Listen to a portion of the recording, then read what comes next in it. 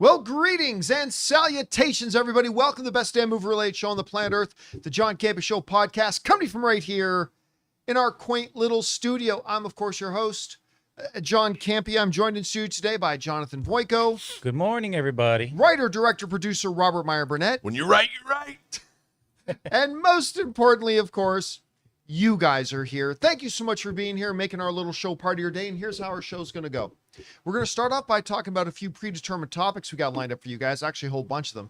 Then in the second part of the show, that's when we go over and start taking your comments and questions. If you guys have a thought, theory, opinion, question, or a topic you'd like us to discuss, and we reserve the right not to answer it if we don't think it's appropriate to be addressed on the show, go ahead and fire it on into our tip link at www.streamelements.com/John Campea/tip. Now, here's the good news about the tip link. It's actually good 24 hours a day, 7 days a week. So if you're listening to our podcast, either on Apple Podcasts or Spotify, or if you're watching this video a little bit later in the day, you can still send in a question anytime. And if you send one in when we're not actually live, we'll just get around to answering it on the next episode. All right, guys. With that down, let's get things started off here with this, shall we? You know, yesterday we did a story about how they just dropped the first poster for the upcoming Christopher Nolan film, The Odyssey. And we talked about a couple things. Number one, that it's kind of early for them to put it out. However, we said, normally speaking, in the natural flow of things in the world of movie marketing, when a poster drops, usually that means a trailer is about to drop. Well, apparently that's exactly what's about to happen. As according to stories that are running around right now, Christopher Nolan's The Odyssey teaser trailer is about to debut this week. And it's going to be 1 minute and 10 seconds long. Now, I actually found out about this a little bit earlier. I had a couple of movie theater general managers, including one in the UK and one in the US, write to me and say, hey, we've gotten copies of the trailer. We're supposed to play it in front of Jurassic World Rebirth. Which is exactly, Rob, what you suggested they would do. Like, since Universal had Jurassic World Rebirth coming, you said, hey, if they're dropping it, it's going to be in front of Jurassic World. Well, to be fair, I just assumed that. Right. It's kind of like when people talk about spoilers in movies. They've already happened. They've been written. They've been filmed. We just don't know what they are yet. Yes. Universal had a plan. I just extrapolated upon what you had said. That they would probably be dropping a trailer. And here we are. Now, look, I still feel like I did years ago, that releasing trailers this early is utterly pointless. Any hype or buzz or excitement that gets generated as a result of them, they have a shelf life. Hype, buzz, excitement has a shelf life. It expires and it fizzles out. And dropping stuff this early, I think ultimately is kind of pointless. Now, at the same time, I do kind of get it. It is Jurassic World. You want to hype it up by putting in front of it this big new trailer. You're expecting a lot of people to be seeing Jurassic World, although not as many as they were hoping. So you want to get the announcement. And you know what? Maybe there's an argument to be made also, Rob, that while people like you and I, people who make shows like these and people who watch shows like these may know very well that a new Christopher Nolan film, The Odyssey, with Matt Damon, Tom Holland, Zendaya, and Anne Hathaway, and John Bernthal, and everybody else, Lupita Nyong'o, is coming. But maybe the majority of the vast movie-going audience doesn't, and maybe they're just going to kind of treat this as a way, what I like to call an announcement trailer. I think that's what it is. Not even a teaser, an announcement saying, hey guys, just so you know, next year, this movie's coming. Anyway, Rob, we haven't had a chance to put our eyes on this trailer yet, so I'm kind of excited to see, but I have heard it's not your traditional Christopher Nolan early teaser where it's just like some concept. There's actually going to be footage in this. So what do you think about them dropping a trailer right now? And what are you kind of hoping or expecting to see in this little teaser? I think it's a trailer that says, reading is fundamental, kids. Go read the Iliad and the Odyssey, two of the greatest epic pieces of literature in all of civilization. No, look, I think that it's the middle of the summer movie season, and it's not totally out of the realm of possibility for a big event picture. I mean, Christopher Nolan is a genre unto himself. I mean, when you think about it, he can do no wrong. After Oppenheimer, after Dunkirk, I mean, Tenet, I think, is even being reassessed. But, I mean, the man has worked in so many different genres. He revolutionized the superhero film with the Dark Knight trilogy.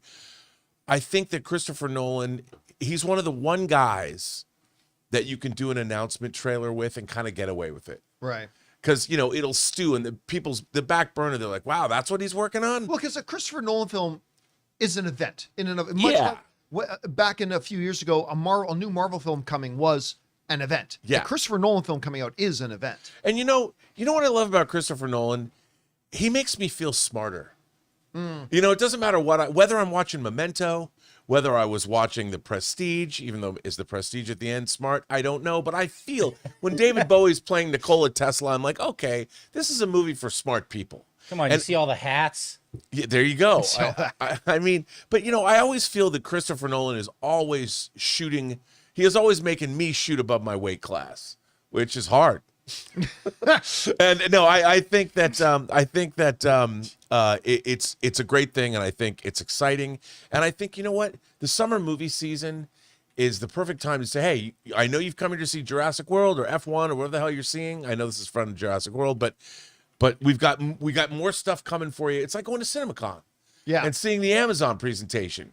You know, that's all 2026 movies. I mean, I can't wait to see Crime 101 with Chris Hemsworth, the Don Winslow adaptation. It's kind of like that. They're telling you, you know what, kids? We got a movie for you now, but we got another movie for you next summer at this time, and put on your seatbelts. Anyway, guys, the question is for you. What do you think about this? As we anticipated with the poster coming out, indeed, a trailer is now coming. And if you're going to go see Jurassic World this weekend, it might play in front of some other movies as well. You'll probably get your first look at it. What do you think about them putting out a trailer this early? I mean, yeah, we get to see some stuff, but is it actually going to do anything for the movie? Or is it just about making the public aware that this movie is coming next year? And what do you think we're going to see in it? Whatever you guys think, jump down to the comment section below and let us know your thoughts. All right, guys. With that down, let's move on to this, shall we? You know, I don't know if you've heard, but there's a new Superman movie coming. 1 week from today, Rob. 1 week from today is when the first public screenings, those Amazon screenings across the country on the 8th, are happening. Tens, if not hundreds of thousands of film fans are going to get a chance to go out and see it. I'm super excited about it. But what still remains is some big question marks about what's it going to be like. You know, what's the tone going to be? Some people a little bit nervous that maybe they'll pull a Thor Love and Thunder, go a little too silly. I'm not worried about that personally because James Gunn has always shown a great propensity for making sure he strikes the balance properly, but it is a danger, all that kind of stuff. Are they going to go too comedic? Well, in a new interview, Lois Lane herself, Rachel Brosnahan, was asked about the film and the tone and why it means so much to her. And she said something kind of interesting. Now, normally, star of movie says good things about their movie. News at 11, right? No kidding. But she says something interesting here that I thought we would take a little bit of time and dive into a bit. This comes to us from Geek Tyrant, who wrote this. Without revealing specific plot points, she positioned that the film's optimistic message as a powerful and necessary contribution to the comic book movie landscape, suggesting its core philosophy is what makes it, quote unquote, the Superman we need right now. Brosnahan explained, it feels hopeful rather than explicitly comedic to me. One of the things I love about so many of James's movies is that they're all a real shot in the arm of hope. They remind you that the reason people love comic books is because they teach us that superheroes aren't the only superheroes. I want to go back to the part there that really stood out to me. Where she says, the movie feels hopeful rather than explicitly comedic.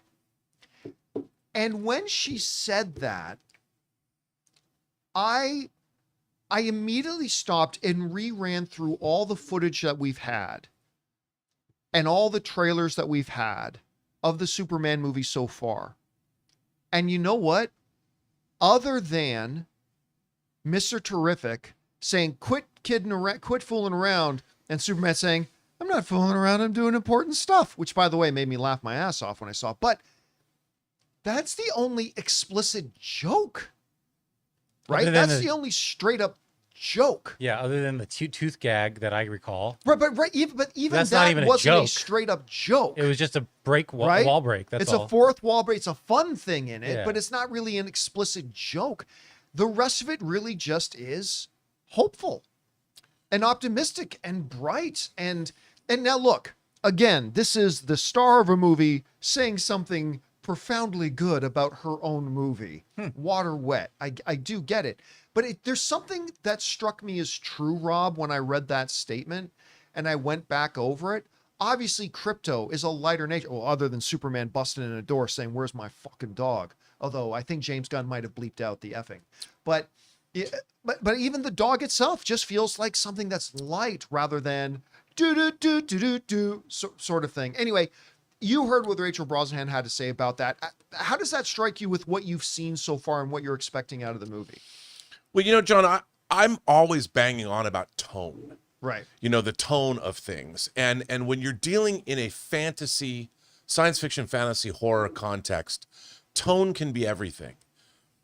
And I think like the Marvel Cinematic Universe figured out a way to strike, I think, a pretty good tone. When you can put Captain America, Thor, and Iron Man in the same movie together and make that work, that's a tough tone to strike. What this Superman movie is asking us is to come to grips with the fact that we've never seen this tone before, in the sense that this is really leaning into the fantastical of it all, as opposed to being grounded reality. Look at superheroes, they inhabit our reality. This is not our reality. This is a reality where metahumans have been on the earth for a long time. Metahumans are corporatized. And when you have Crypto the Superdog and you put Crypto the Superdog in a scene with Superman, that in itself is an act of whimsy that we are not accustomed to. Americans aren't good with whimsy anyway. I was talking about this the other night on my own show. When you talk about movies like Howl's Moving Castle, what Studio Ghibli does, My Neighbor Totoro, we're not good at that. Americans can't do, even Pixar movies, they do things that are interesting, like the Inside Out movies are really interesting, and they kind of skirt the line, but that's got a more of an intellectual bent to them. Whereas, the Japanese will take the wrecked battleship Yamato from World War II and be like, hey, let's turn this into a spaceship. Or let's put Galaxy Express 999, a train in space, which is totally ridiculous. But you buy it because it comes from a different sensibility. What this movie is doing is it's giving us whimsy, and at the same time, it's giving us earnestness. Yeah. So you've got these two different tones that people, I think, they're uncomfortable with, because it requires, they're not necessarily cool, but they're heartfelt, they're emotional, they're funny. The whimsical nature of putting Superman together with Crypto is whimsical. He's got a cape. He flies. And if you have a super dog and your dog is the only thing on earth that can bite you and hurt you because it's also Kryptonian, and it's unruly, you haven't taken it through dog training the way you should. That situation has an organic whimsy to it that I think a lot of people don't dig, but James Gunn knows how to wield that, as we've seen in Slither, in Super, in Guardians of the Galaxy movies, in the Suicide Squad. Now, that might not be a tone people dig, but it's a tone, it's an orchestra that Gunn plays really well. Right, but let me interject here. Here's the thing. When you say things like, it's a tone that people may not dig, and I think you'll agree with this, I would propose that the vast majority of the average moviegoer does dig it, but it's a lot of these hardcore fans sometimes say, no, I want it to be deeper and heavier. But I think it's going to play very well for the general audience. Yeah, here's the thing. If the tone is, because once it sets up its premise and you know that Crypto the Superdog is real, and real, but the way they play it off, suddenly it's even if you're a super Kryptonian and you have a dog, you got the same problems I have with my dog, who tears up the couch when I'm gone. I just don't have Superman robots to help me, feed it. And so everybody they get it. So it for, like you said, if you're 6 years old or 8 years old or a child at heart and you go to see a Superman movie and Superman's got Crypto the Superdog, you're going to love it. You're going to love it. Oh yeah, and dog lovers are going to love it. Especially if they play Crypto like a real dog. Dog lovers are going to love it. 100%. And also, look, the fact that Green Lantern, look, if you have, I'm sure in the Lanterns TV show, we're not going to get one of the Green Lanterns using his power to make somebody flip somebody the bird with his Green Lantern hand. We're not going to get that. And because the tone is different. But Guy Gardner, What's a different that's person? what he would do if Yeah, he Guy wielded Gardner would do that. You know, he would do that. And it's like, I think that when people settle down, That'll never happen. and they put their, you know, That'll never happen. they sit down and they watch this movie, they will allow it if you choose to accept the spell it's casting. I hope it's going to be great. I mean, I look at all this stuff and I think to myself, this makes me feel young. And like Dr. Carol Marcus said in Star Trek II, The Wrath of Khan, young is when the world was new. I'll read this text message to you that I got, and I won't say who it's from. It says, shut out the noise, shut out the chatter, shut out all the distractions. This movie is incredible and you're going to love it. I think so. I'm hoping now, again, that's just one person's opinion. Doesn't mean I'm going to feel the same way. Doesn't mean anybody else can feel the same way, but I am getting very excited. And I mean, that's Me coming. too. That was coming from Bob Iger. Oh, sorry. I wasn't That's from Bob Iger. Yeah. Like, Yeah. Sorry, I wasn't totally supposed to say has that nothing part. invested in this. Anyway, guys, question is for you. What do you think about these comments? It really jumped out at me when she said, like, this is really a movie that is more hopeful than comedic, because I suddenly replayed all the trailers in my head. I'm like, you know what? She's exactly right. At least from what we've seen in the trailers. We're now 1 week away. How are your expectations evolving at this point? Whatever you guys think, jump down to the comment section below and let us know your thoughts. All right, guys. With that down, let's move on to this. This past April in CinemaCon, every year at CinemaCon, they show us some wonderful stuff, some fabulous stuff, and this year CinemaCon was no different. We had a lot of things we were really excited about, a lot of things that jumped out at us, a couple of big surprises. One of the things that was a really big, pleasant surprise to me was when they showed us a presentation for the new Edgar Wright, Glen Powell film, The Running Man. I have honestly, like, I've known this movie's coming, and I love Edgar Wright. I mean, I go pretty far back with Edgar. I love Edgar Wright, but if I'm being honest, it hasn't been at the top of my list, right? It's like, okay, that's coming. We'll see. It's a remake, blah, blah, blah.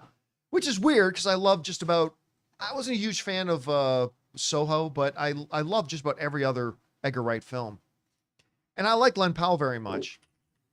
So whatever, but then there's, we're going to show you now the bit of footage for it. We're going to show you the first trailer, first sizzle, first promotion. And Rob, I think you were sitting with me at the time. I was. And they played it. And not the same thing I got from the Project Hail Mary trailer. Right. But I was stunned. I was stunned. I honestly couldn't believe it looked that good. Because I had zero expectations for it.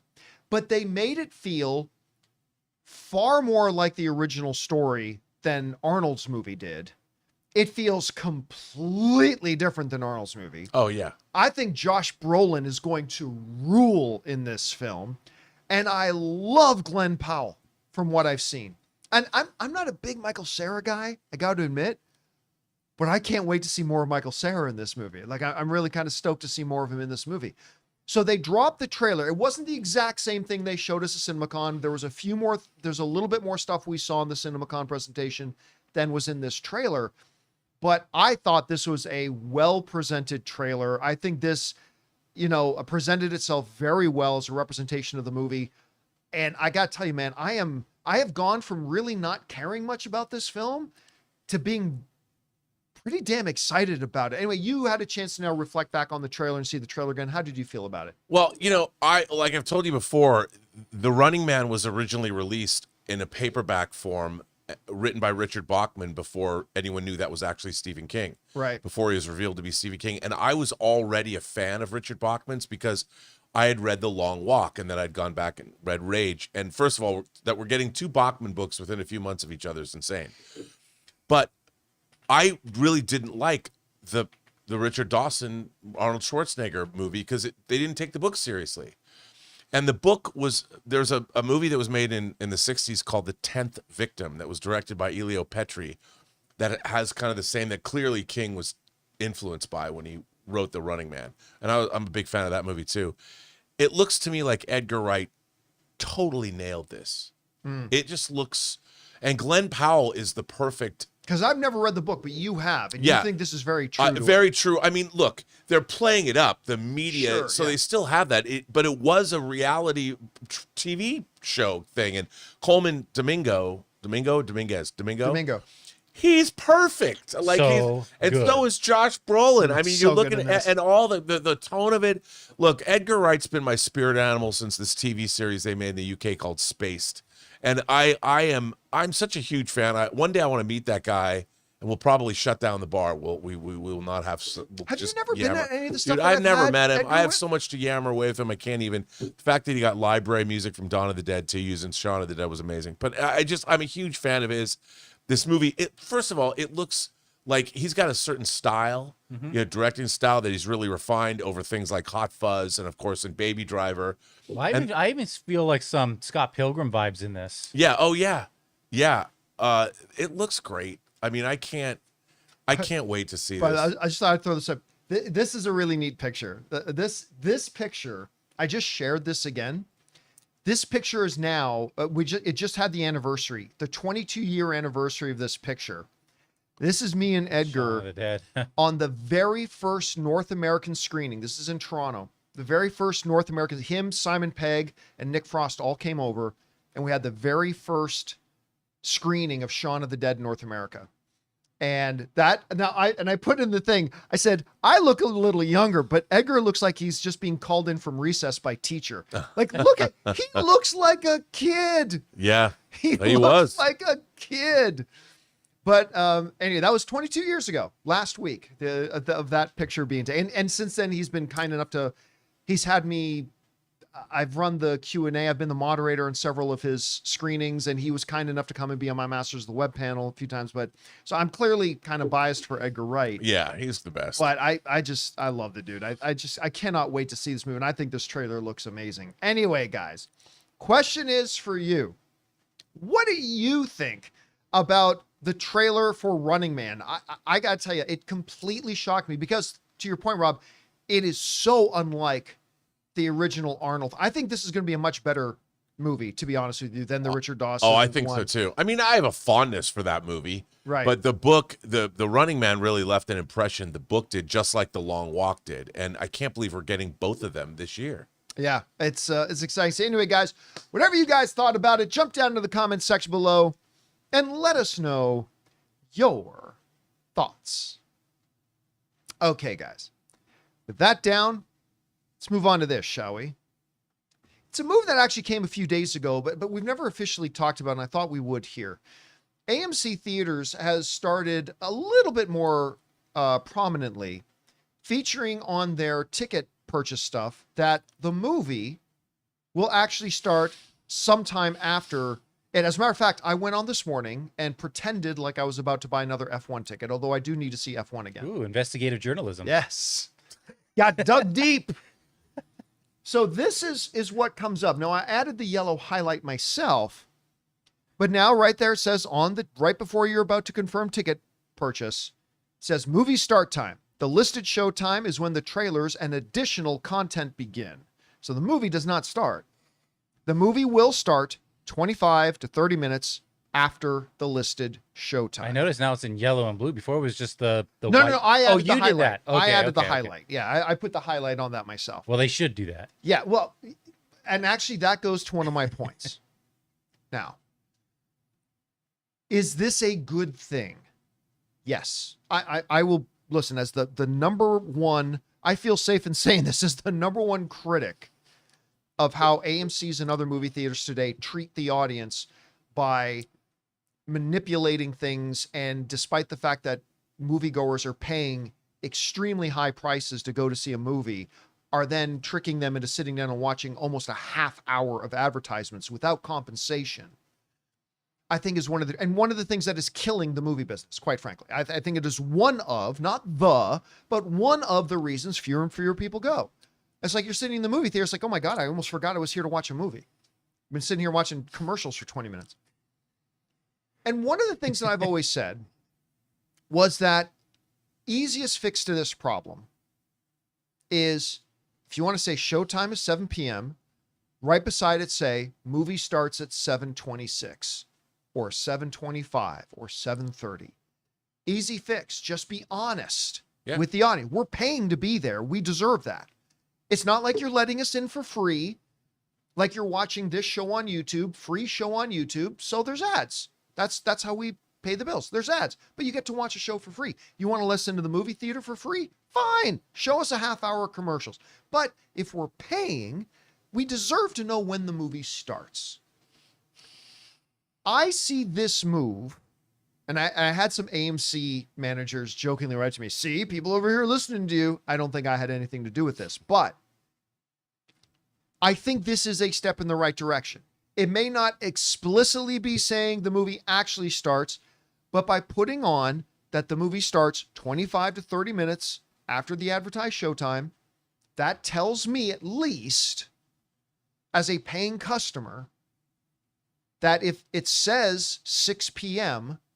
is the movie, I know I am safe, theoretically, to walk into that movie at 6:25 and catch the beginning of the movie, or at worst have to sit through 3 or 4 or 5 more minutes of commercials.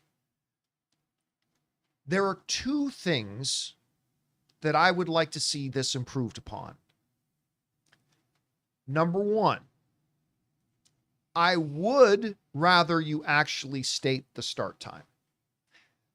This is the next best thing. Yeah. So, you know what? We'll give that a pass. Got to start somewhere. Although I would rather them actually state the start time of the movie, but this is a good start.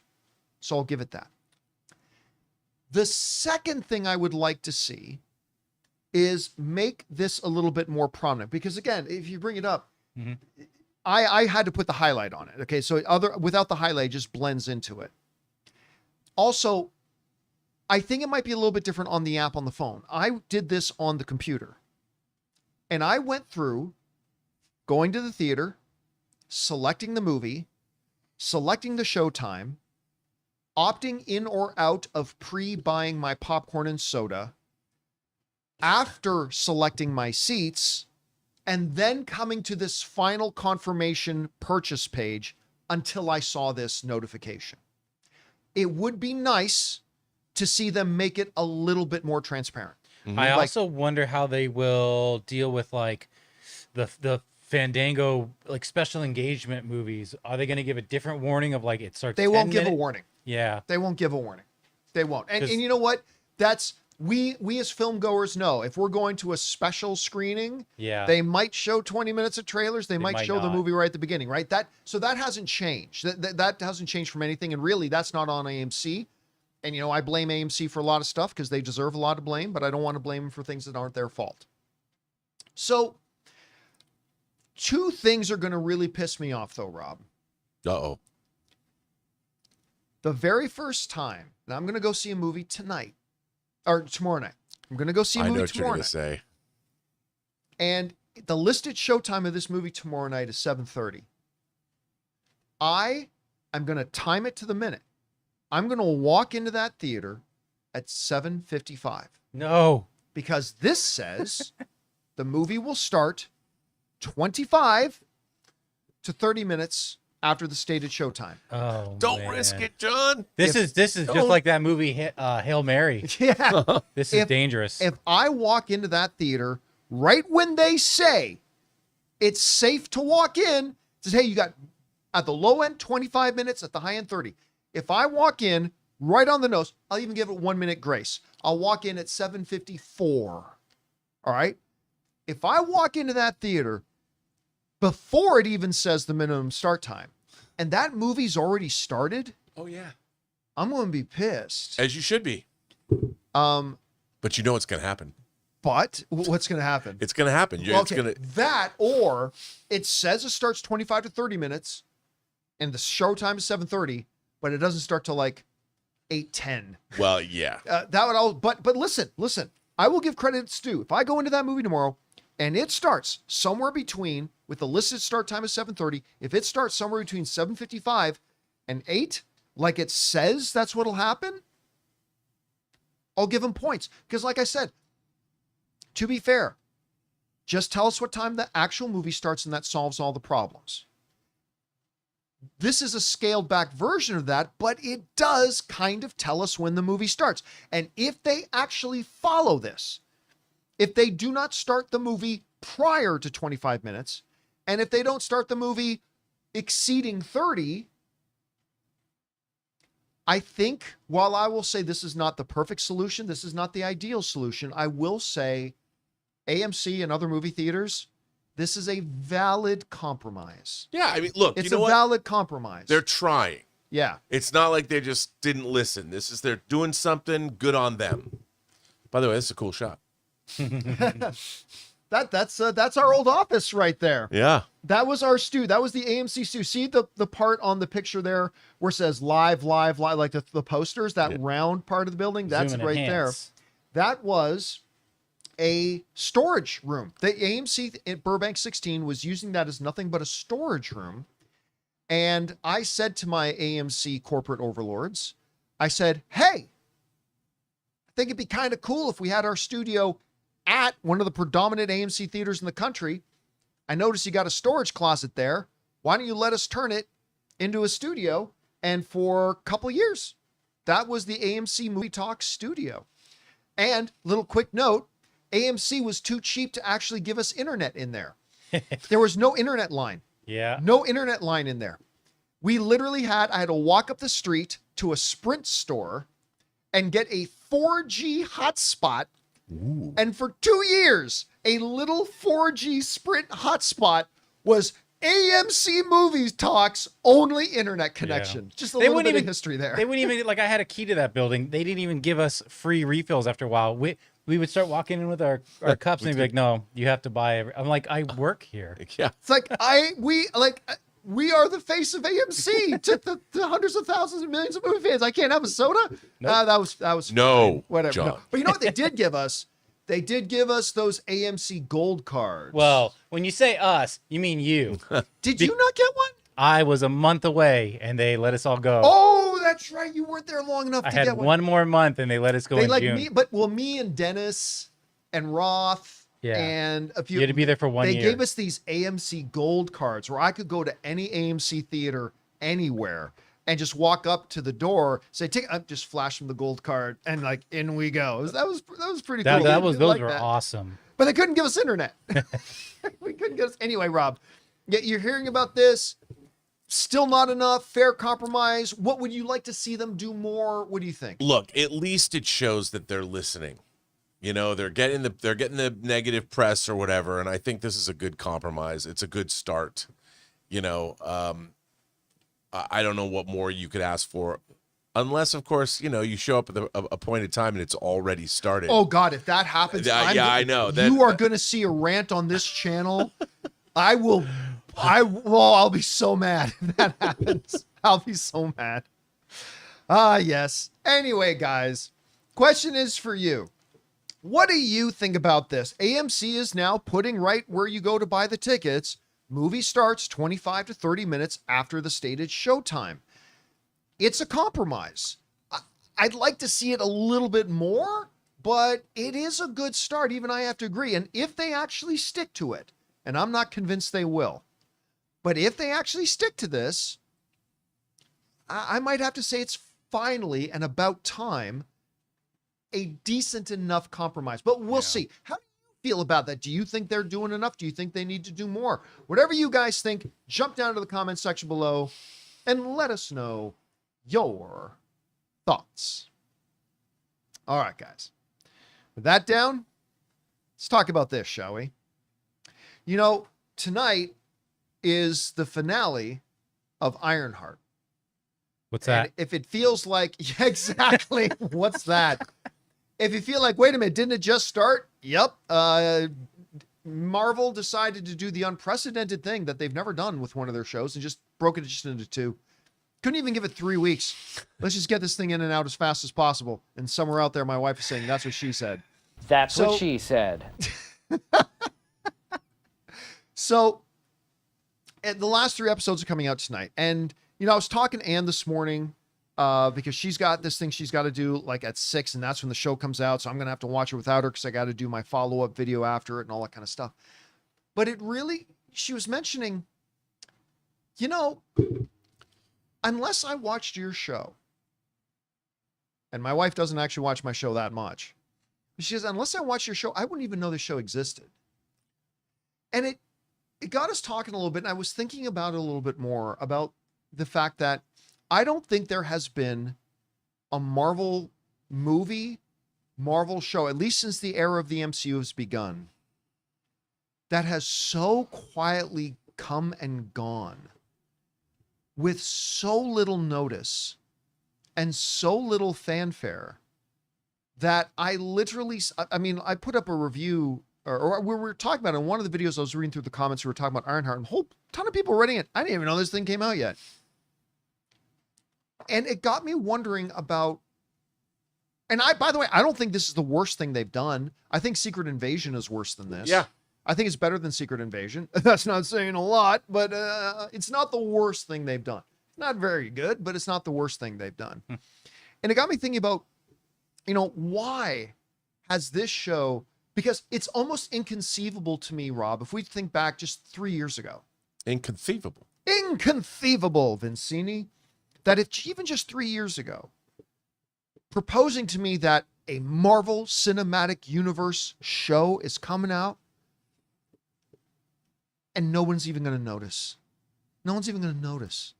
It's going to play over 2 weeks, then poof, it'll be gone. Now, I haven't seen the final 3 episodes yet. I hear the finale's pretty good.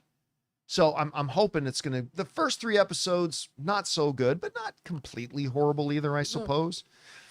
But Rob, when you look at this, do you get that same sense as me that this thing really just came and went, and I don't sense any excitement? I don't sense any buzz. Not once have I sensed any hype about it. And have you felt that as well? And if so, what do you think has contributed to that?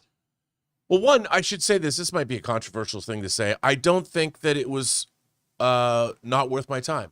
I think that there's some things in it that I enjoyed, and that there was some things in it I disagree with a lot of the premise of the show, but there's things in it I found interesting, and I will be tuning in to find out, do they actually put technology and magic together in a credible way that can move forward in the MCU? I don't know. Got to see that climax and find out. But yeah, I mean, I think that this is just an example of a show. Look, no shade on the character, but this is not this something... character could have been awesome. It could have been awesome. The potential of the Riri Williams character is sky high, and I just feel like they kind of dropped it. It is, but it wasn't the character at the time. I mean, I'm sure it seemed like a good idea at the time, but she did not have the... In Wakanda Forever, I was not excited to see what Riri Williams was going to do next. As a matter of fact, I found that character shoehorned into this. I understand why they wanted to do it, but I just don't think that this particular character had anybody excited, because look, Marvel is still about their marquee characters. And like you're always pointing out, I don't want to see what would you call it? Not second fiddle, Iron Man light. You know, like you've got Kate Bishop, and you're bringing in all these I call them derivative characters. Derivative characters. And it's like, nobody wants that. You don't want these derivative characters now, because it seems like we're just getting the second stringers. And what you want is characters that are beloved. You know, just like, look, Sam Wilson playing Captain America. I love Anthony Mackie. I think he's great in the role of Falcon. And I think he'll probably be able to grow into the role of Captain America. But there's a fundamental problem in the sense that he's not a super soldier. And you're looking at him and you're watching him do things that a normal human being, it would take their head off. There's no way he could catch the shield when it's flying around, a piece of metal light. And you're going, I don't believe this. Just like I don't believe that Riri Williams, the way she's portrayed in the show, exists in the Marvel Cinematic Universe that I've been knowing and loving. It just didn't feel like it was a good fit at that point in time. Maybe later. Definitely bring her in with the Young Avengers or whatever you're going to do. But, I mean, and even her character in this show, it's not like she's even acting super heroic.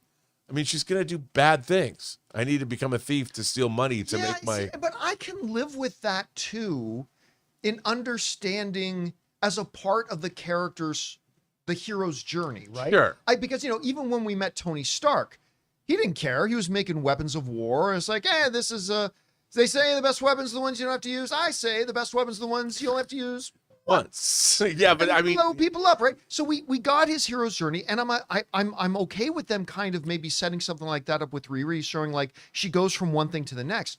That's why I always felt like going into Wakanda Forever, I was like, this Riri Williams character, despite the fact that I don't really like derivative characters too much, this could be something really special because you're taking a totally different type of character.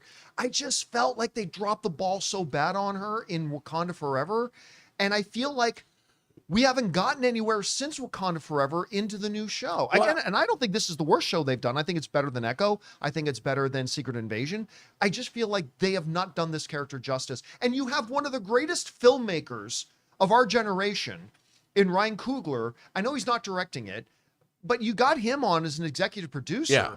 I just feel like you are doing such a disservice to a character that you have so much going for by turning in what feels to me like a half-assed effort. I don't know. Does that make sense? No, it makes sense. Plus, to me, look, Shuri to me is almost like a Riri Williams in the sense that she's brilliant and she's already established.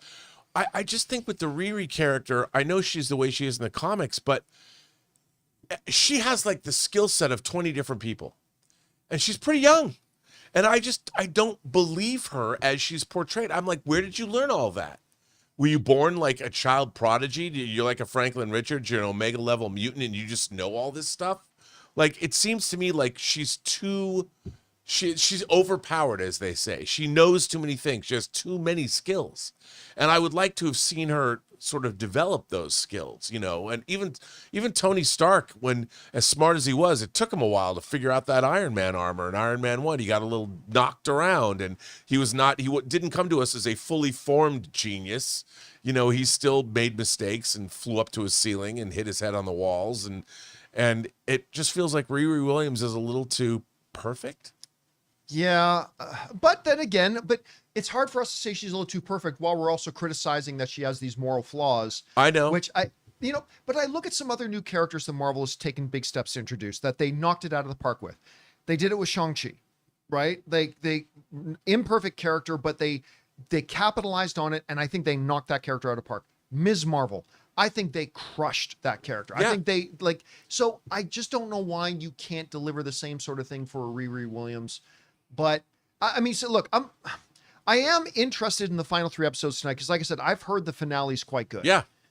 I'll tune in. I'm tune in. And everybody sings Mephisto showing up, although it feels very odd to have Mephisto show up in an Ironheart show. But in as much as I thought it would have been weird to have Mephisto show up in a Ms. Marvel show. But we'll see. But again, I am hearing, look, Rob, I'm not going to try to compare everything to WandaVision. But when WandaVision was on, for months, The excitement. 75% of all comments, questions, messages being sent in were about WandaVision. Even when Secret Invasion was on, and every episode was like, oh, that wasn't so good, and that was, even then, so many topics, people writing in and people commenting about Secret Invasion. I've got nothing from people, next to nothing from people about this. Even Echo, even She-Hulk. I was getting more stuff from our viewers about that. Yeah. And it's like, it's apathy is the worst thing. Oh my God, it's pure apathy. Like, I've got nothing from people, next to nothing from people compared to other, even worse shows. So it just kind of struck me as weird that after today, it's done. Yeah. And then we'll begin the discussion about where do they go from here with the character. Anyway, guys, question is for you. What do you think about this? I mean, from my place where I'm sitting right here, where I have like hundreds of thousands of film fans every day writing in and talking about stuff, I have heard very little about Ironheart. Maybe on the day that it drops, nothing all week. It just seems like this has been the most under the radar, quiet, come and go kind of show. And we got the finales tonight, for heaven's sakes. I don't know. Have you sensed that? Have you not? Do you think a big, great finale? Because again, I hear the last episode's pretty good. Do you think that can change the narrative of it? I don't know. Whatever you guys think, jump down to the comment section below and let us know your thoughts. All right, guys. With that down, let's move on to this, shall we? Well, Indiana Jones and the Wheel of Time came out and is one of the greatest cinematic classics in history. It's true. Not really, and it didn't do all that great. I did think it was better than Crystal Skull, but that's just me. It doesn't. You mean Dial of Destiny? What I call Wheel of Time? Wheel of What? Time. Oh, that's the show. Yeah, I can't even remember the name of the movie. I thought you were talking about the video game. I'm That's like, wait, what? how little this thing has meant to me. The Dial of Destiny came and went, did not do well at the box office. Again, I still thought it was a little bit better than Crystal Skull, but it was not worthy of the name Indiana Jones. Well, we know that Harrison Ford's done. He's not going to be playing Indiana Jones anymore. But don't think for a second that means Indiana Jones is done. As new reports are coming out, kind of just echoing what we've all known and what we all suspect, that Indiana Jones, Disney rumored to be looking at and developing a reboot. Now, the way the story goes is that Disney is wanting to implement what they're calling, quote unquote, a cooling off period. Like, hey, we just had the last Harrison Ford one. Let's not rush out and just all of a sudden have a brand new Indiana Jones. Let's give it, I don't know, 3, 5, 7 years. I don't think it'll be 10, but let's give it a few years. Let's give it a cooling off period, and then let's relaunch Indiana Jones. I have a couple of thoughts on that, but the predominant one is, of course you do. This is a valuable, classic, recognizable, and for the most part, successful IP. And at some point, it's time for Harrison Ford to hand over the fedora and the bullwhip. And it's time for somebody else to be Indiana Jones. Paul Walter Hauser. Paul Walter Hauser is the obvious choice. Take this back, get us back to Indiana Jones fighting Nazis, searching for relics, the adventure. Get back to the adventure of Indiana Jones. And again, and before anybody starts saying, only Harrison Ford can be Indiana Jones, motherfucker, he wasn't even supposed to be Indiana Jones. It was supposed to be Tom Selleck. So don't go, no, it wasn't even going to be him. He was the fallback choice to play it. And he was iconic and awesome and everything in it. He's Harrison Ford and Indiana Jones. But I mean, at some point, it will be time to let somebody else pick up the whip and give it a shot. Like they do with Bond, like they do with Batman, like they do with all these other iconic characters. It'll be time for somebody else. Now, will it work? Well, I don't know. It may work, it may not work, but it would be borderline. What's the best word I'm looking for? When you're found guilty of something from just not doing what you're supposed to do. Popular opinion? Negligence. Oh, Negligence, yeah. It would be the height of corporate negligence to not at least take another swing at it and trying to relaunch this franchise. And then again, it'll all depend on who's directing it, who's starring in it, who's writing it. Do you make great adventures? Do you all that kind of stuff? Do you make it good? Do you make it bad? These are all questions we can address later. But the fundamental question of, should they relaunch Indiana Jones? There's no world that you can convince me that the answer to that is no. Of course you'd give it a shot. And maybe it works, maybe it doesn't. And I do think the idea of giving it a cooling off period is a good idea, because I think one of the reasons, not the only one, not even the primary one, but Rob, I think one of the reasons that Solo didn't do well at the box office, which by the way, I think you and I both think is a fun movie. I like it. It's a fun movie, right? But one of the reasons it did not do well at the box office, and I think one of the reasons it didn't do well at the box office, is we literally just saw Harrison Ford as Han Solo again. Yeah. Like a year earlier, and now we're just suddenly getting somebody else playing it. So I think probably a cooling off period is a wise idea. Anyway, Rob, what do you think theoretically about the idea of going back and trying Indiana Jones again? The whole idea of them giving it a cooling off period. Right idea, bad idea, can it work? Is the age of the Indiana Jones kind of adventure movie not going to work for audiences anymore these days? I don't know. How do you see it? Well, one, you could always do it. But to me, Indiana Jones, was a very specific product of its time. You know, George Lucas wanted to make a throwback to the old serials that he grew up with, the cliffhangers, kind of like the way he wanted to make a Flash Gordon serial and update it. And to me, Indiana Jones was the perfect product of the 80s. Raiders was 81, Temple of Doom was 84, and Last Crusade was 89. And that they literally began the 80s and it took us out of the 80s, and Temple of Doom was in the 80s. It's such a product of its time, and those movies take place in a pretty specific time, about 1935 to 1942, somewhere in there. It's all pre-war, basically. Yeah, it's all pre-war Nazi Germany. And I just think that nowadays, I mean, audiences, I think we need to look, you could make it. Absolutely. And will they probably do it? Yes.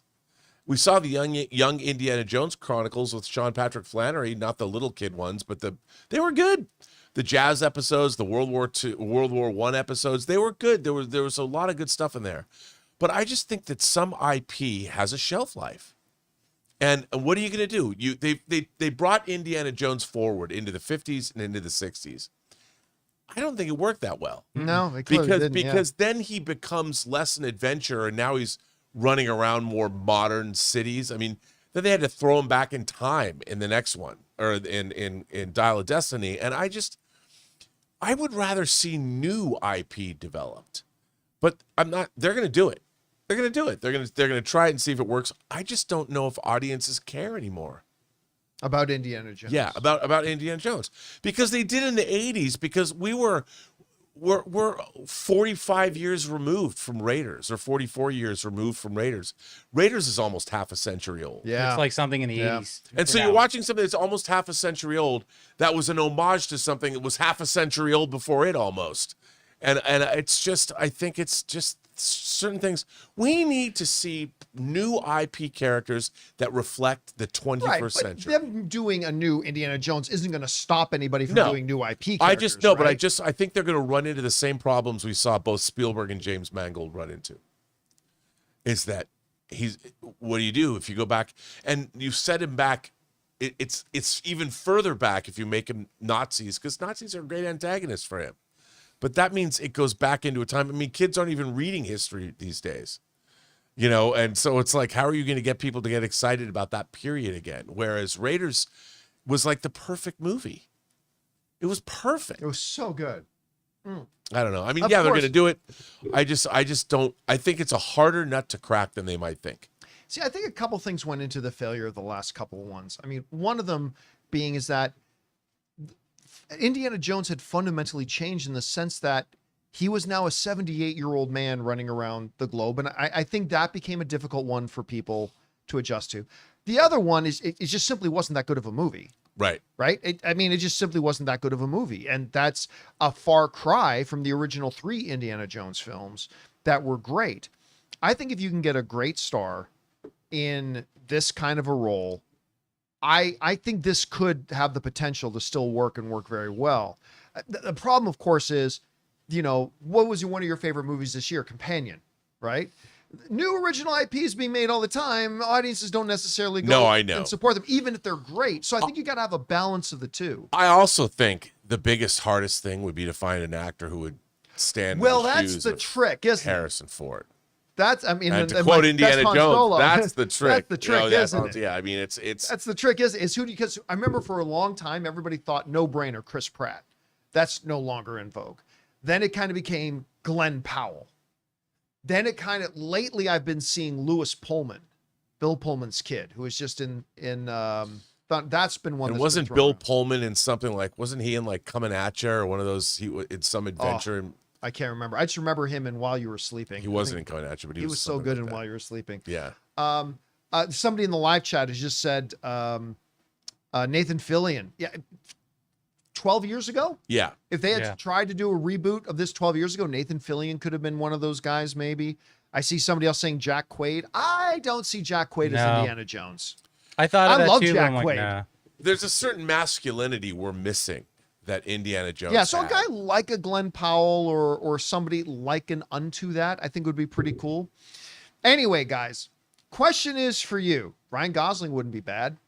What do you think about this? Apparently, Disney, according to reports that are going around, is very seriously, they're going to do more Indiana Jones films. But according to the reports, they're going to give it a cooling off period, which is probably very wise to do. I don't think they should rush out on the heels of the flop that was Dial of Destiny and say, we're doing another one, folks. Give it a couple of years. But I don't know, good idea, bad idea, at least worth giving a shot to. Anyway, whatever you guys think, jump down to the comment section below and let us know your thoughts. All right, guys. That down. Let's move on to this, shall we? F1 is now in theaters. It actually exceeded its tracking by just a little bit, made $55 million opening weekend worldwide, pushing $150 million opening weekend, which is good because it's an expensive movie. They're going to need to make more, but one of the benefits of this being an Apple film is Apple gets to immediately take it when it's done its theatrical run and immediately then benefit from it being on its own streaming service. See how that works? So this has been already kind of bona fide for Apple. They've already declared it. This is a hit for us. And good for them, because other than the fact that I felt that the movie was a little bit too long, it's a fun movie, man. If you've not seen F1 yet, this is a fun movie. This is an experiential movie, and Brad Pitt is great in it. And as they're now saying here in the headlines, it's coming from Variety, Apple has a box office hit with F1. What's next for the studio's movie strategy? And a little bit down later in the article, they mention that, maybe to nobody's surprise, they're already developing a sequel. Yeah. They're developing the sequel already. Now, this is the first kind of theatrically win for Apple. They did that Napoleon movie. Number one, the movie wasn't very good. Right. And it did not do all that well. Then what was the one they did before Flower that? Moon. What's Killers that? of the Flower Killers Moon. of the Flower Moon. Killers of the Flower Moon. A good movie. Good movie. Also didn't do too well. long. Yeah. Nobody went to go see it. Right. And so they've had some struggles. This is the movie they've been waiting for. This is the event they've been waiting for. That this is a hit for us, and that's why you see every Apple thing. They even just did a big Apple presentation. They started the whole damn thing off with Tim Cook doing an F1 thing. Like, so the Apple itself is pushing this movie like crazy. And now they're talking about doing a sequel. Now, just last week, we talked about the fact that Top Gun Maverick and F1 director Joseph Kosinski kind of teased that what he really wants to do is an F1 sequel that is a crossover with Days of Thunder, and have his Top Gun Maverick star, Tom Cruise, return as his character from Cool Days trickle. of Thunder, and say that him and Brad Pitt's character have a history and a bit of a rivalry, and there's your sequel, to which I said, yes, please. That sounds that's great. such the no-brainer sequel of all time, and they've got Jerry Bruckheimer produced both films. Yeah, that's right. So, You know, so yep. Tom Cruise is like, I'm in. I'm sure. And listen, and we just saw Brad Pitt on the red carpet of F1. And right. who did we see right beside Brad Pitt on all the pictures? Tom Cruise. Tom Cruise was all over that F1 red carpet, posing with Brad Pitt, all that kind of stuff. Now look, an F1 sequel does not need to be a crossover with Days of Thunder. But it seems like I'm the guy, Rob, whenever people write in, John, would you like to see this crossover with that? I said, no, that sounds ridiculous. But this is one. This is one that not just makes sense, not just fits, but could be an absolute knock it out of the park kind of thing. So look, I don't know when they're saying that they're developing a sequel, that they're actually developing a sequel as a crossover with Days of Thunder. I sure hope they are. With or without it, though, it does seem like a no-brainer if you've seen the movie, and I know you have, Rob, that you want to see what happens to Sonny next. Anyway, what do you think about this? I do. Look, I think it's a great idea to do a sequel to this. Why not? Because, you know, the potential, basically, this is kind of a Western. In many ways, You know, it's your old grizzled old timer that he started out his career in F1, got snuffed early on after a crash. He's done every other race. Look, you know what I think the dynamic would be in this movie?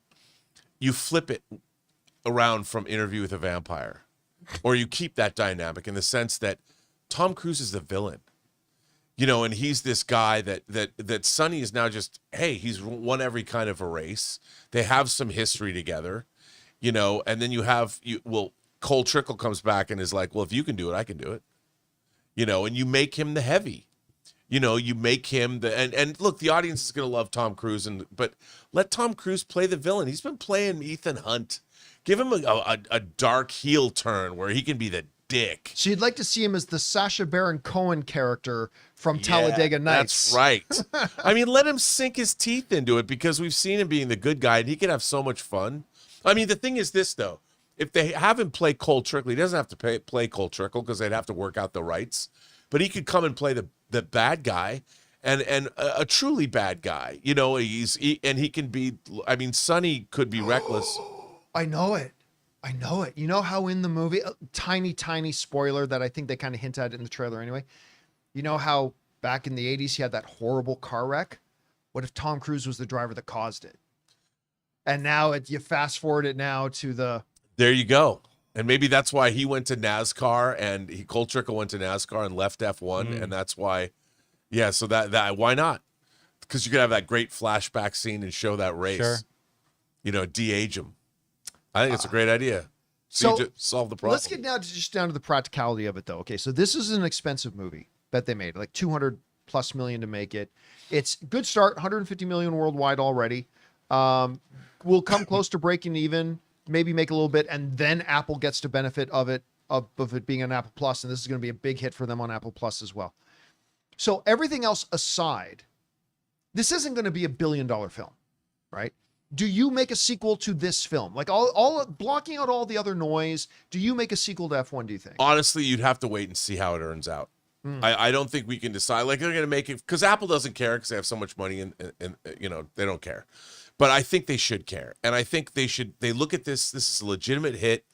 They partnered up with one of the greatest F1 drivers who's a producer on this movie. They got Jerry Bruckheimer. They really need to, if they're going to make theatrical a viable business model, they have to treat this movie that way. And if it ends up it was expensive. You know, if it makes $600 million or something, I'd say, yeah, go ahead. It's a no-brainer. You put Tom Cruise in it, you get your F1 with a vengeance, or your F1 harder, or whatever you call it. Can't call it F2, but whatever. F1 again. I don't think F1 harders. F1, well, it's like 2F21. 2F21. Yeah, it's just. But it's got to be. I think they should treat this as a real movie, not just as Apple has. I mean, they both could be in their 70s by the time they make this. Maybe they're just sitting down and playing Mario Kart. I can see that, dude. They're sitting down there. Hey, you're goddamn banana. Like, I think that would be, I'd be down for that. I just would love to see these two guys go out. Like like Brad Pitt turning F1 into a combat sport was one of the great things about the movie. Oh, you got to build this for combat. It was so good. And the shenanigans that went into winning races and things. I love all that. And it turns out that Cole Trickle's the master. He can out combat Brad Pitt, and Brad Pitt knows it. What was, God, I'm dating myself. Okay, I was a kid. There used to be like a Hanna-Barbera. The Wacky Racers? Was that what it was called? Yeah, as a matter of fact. When they get all the Hanna-Barbera characters, they'd have these Would it surprise you to know? You have it on Steel. That I have those on. No, I have them on Blu-ray. No. Warner Archive released the Wacky Races on Blu-ray. Oh my God. The Wacky Racers. I vaguely remember those as a kid. Oh God. All right. Those are fun. Those were almost like the Cannonball Run, but animated. Yeah. All right, guys. Question is for you. What do you think about this? They're talking about that Apple is already kind of developing an F1 sequel at this point.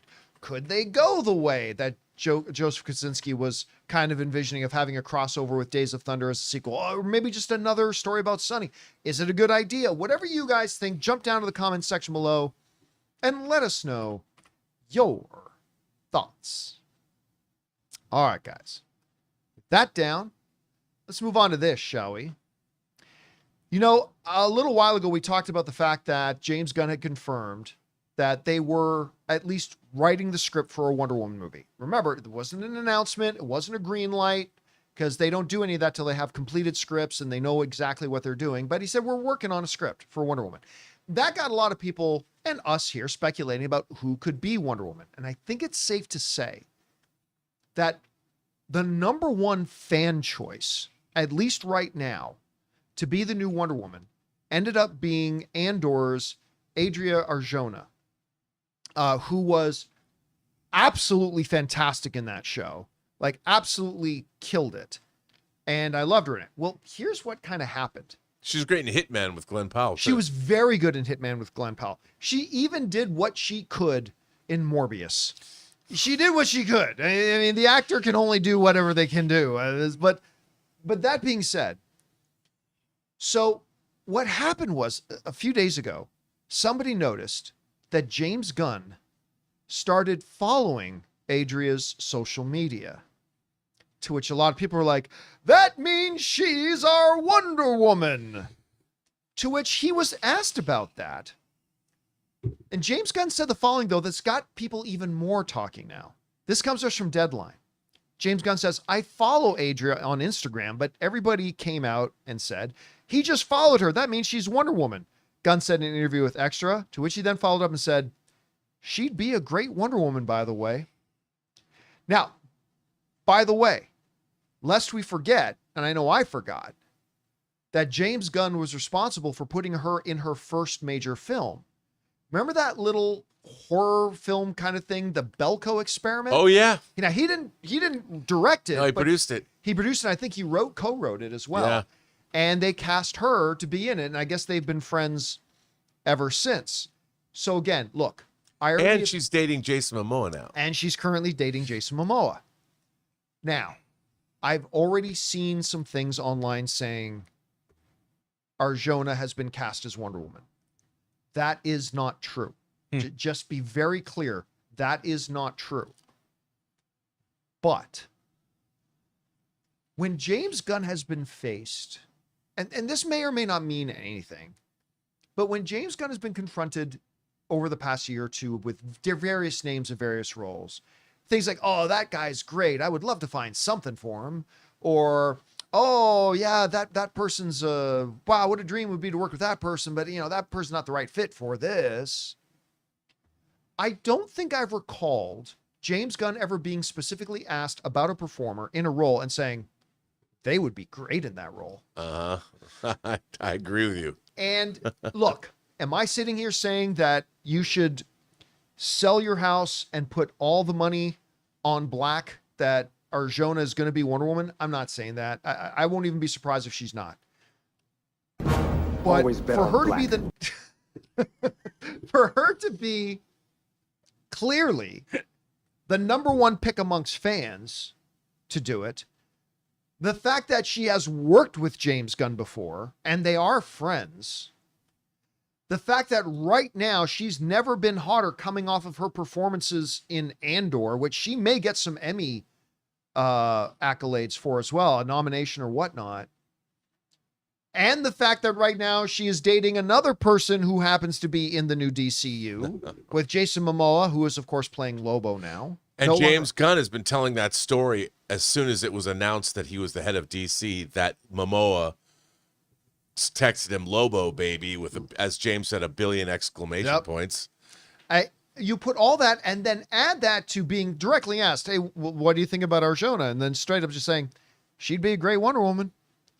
To which one would, and by the way, Arjona was asked about it, and she was like, she literally crossed her fingers. She goes, well, I know James. So like, clearly Arjona would love to do it.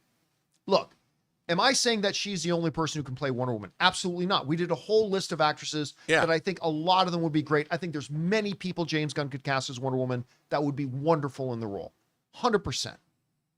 And by the way, it's not, James is going to give a lot of say once they ever do finish a script. And then once they do get a director on board, he's going to give a lot of say to whoever the director of it's going to be, right? Like, James will keep a part of the say, but he's going to want to hear what the director wants as well. So there's a lot of things that need to happen in the meantime. But Rob, if the Great Gazoo were to appear before me now, and a lot of people don't even get that reference, but if the Great Gazoo were to appear in front of me right now and say, you need to put $5 down, Arjona is going to be Wonder Woman or she isn't, I'm putting my maybe not $500, but I'm putting $5 down on that she's going to end up being Wonder Woman. I don't know. What do you think about 100%. this? Look, I love her. I think she's sexy as hell. I think she's a great actress. I think I like her ethnic. You can't really tell where she's from, and I think the Wonder Woman should be a woman of the world. As Leslie would say in Parks and Rec about Anne, you ethnically ambiguous beauty. Yeah, that's I mean, and obviously she's tough. I believe her as a fighter. You know, she'll work out and put those. I look at Andor. Andor proves she's a great actress and she's scrappy, and like I could see her as a sword wielding, invisible jet flying princess. You know, a goddess, and why not? I think it'd be great. I mean, they've got to figure that out. I mean, it's going to come sooner rather than later. She is one of the Trinity. You know, we'll be getting those Batman and Wonder Woman announcements, I'm sure. However, I feel like the way Gunn has been very strict with his, he's going to want his script complete before he even thinks about casting. Completely lost. Because if you start thinking about an actress or an actor in a role, you start inadvertently writing for them. Yes, and that's exactly what James Gunn has always said you need to resist against. And like I said a little bit earlier, not only do I think is he going to want to have a script completely locked and polished, I think he's going to want to get his director on board and then give that director a say. And well, so I think we're many steps away from it. I think it's going to happen. I'm just guessing. I wouldn't doubt it. I mean, look, I don't envy Mr. James Gunn. He's got the weight of the world on his shoulders. Yeah, He's he does. got a whole studio. He is literally launching a 10-year plan next week. And they have a lot of, I don't think that there's been such expectation on something from a studio point of view or a monetary standpoint in a long time, because they already have Supergirl. They've got The Lanterns. They've got Peacemaker season 2. There's a lot of things that's supposed to follow this. And if this Superman movie doesn't do what they hope it's going to do, it's going to hurt. It's going to hurt. Gonna hurt. It's going to hurt. And it might be, because then you'll have a second DC universe that's DOA.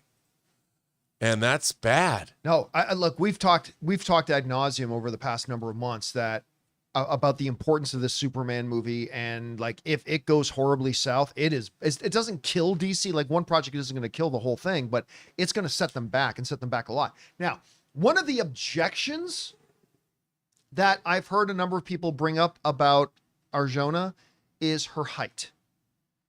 Now, contrary to some people, I've seen some people saying she's 5'4", she's 5'7", which is not short for a woman. No. But not exactly Gal Gadot's 5'10", right? Either, right? Like she is Amazonian. You want all other things being equal, you'd like a larger stature. I agree, all other things being equal.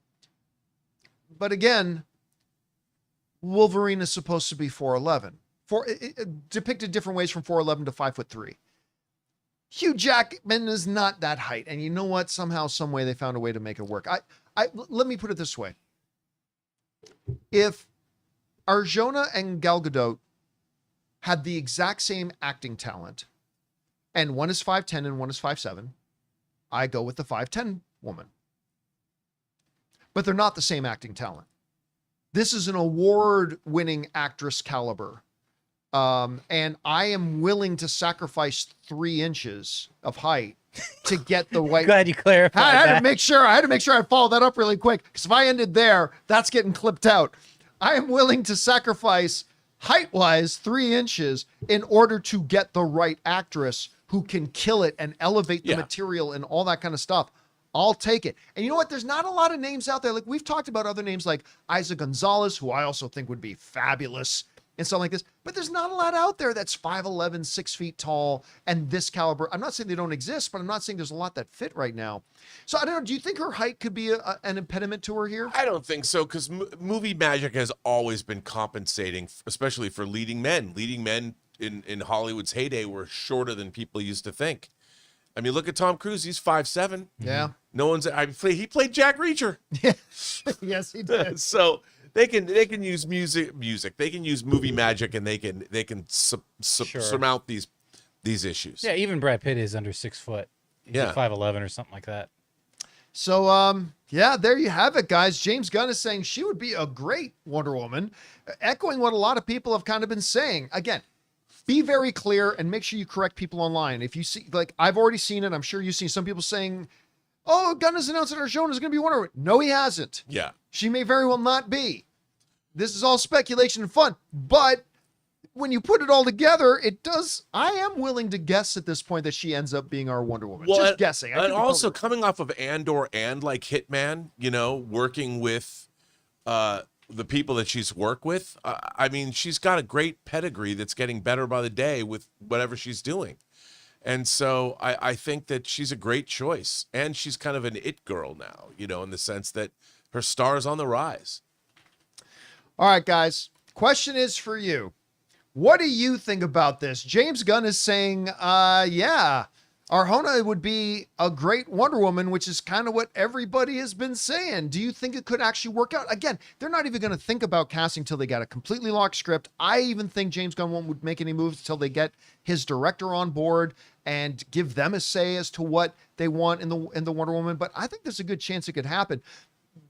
Pure fantasy. Do you like the casting? Would you not like the casting? Whatever you guys think, jump down to the comment section below and let us know your thoughts.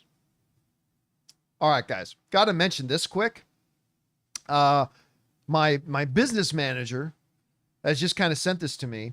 It is a from the Threads account of DC Official that says, we're bringing you an exclusive first look. I think Rob's going to like this. Are they making the film, huh? An exclusive first look of Superman, the art and making of the film. This book will take fans behind the scenes with a look at Gunn's vision for Superman that brings the character back to his optimistic, heroic, and brightly colored roots.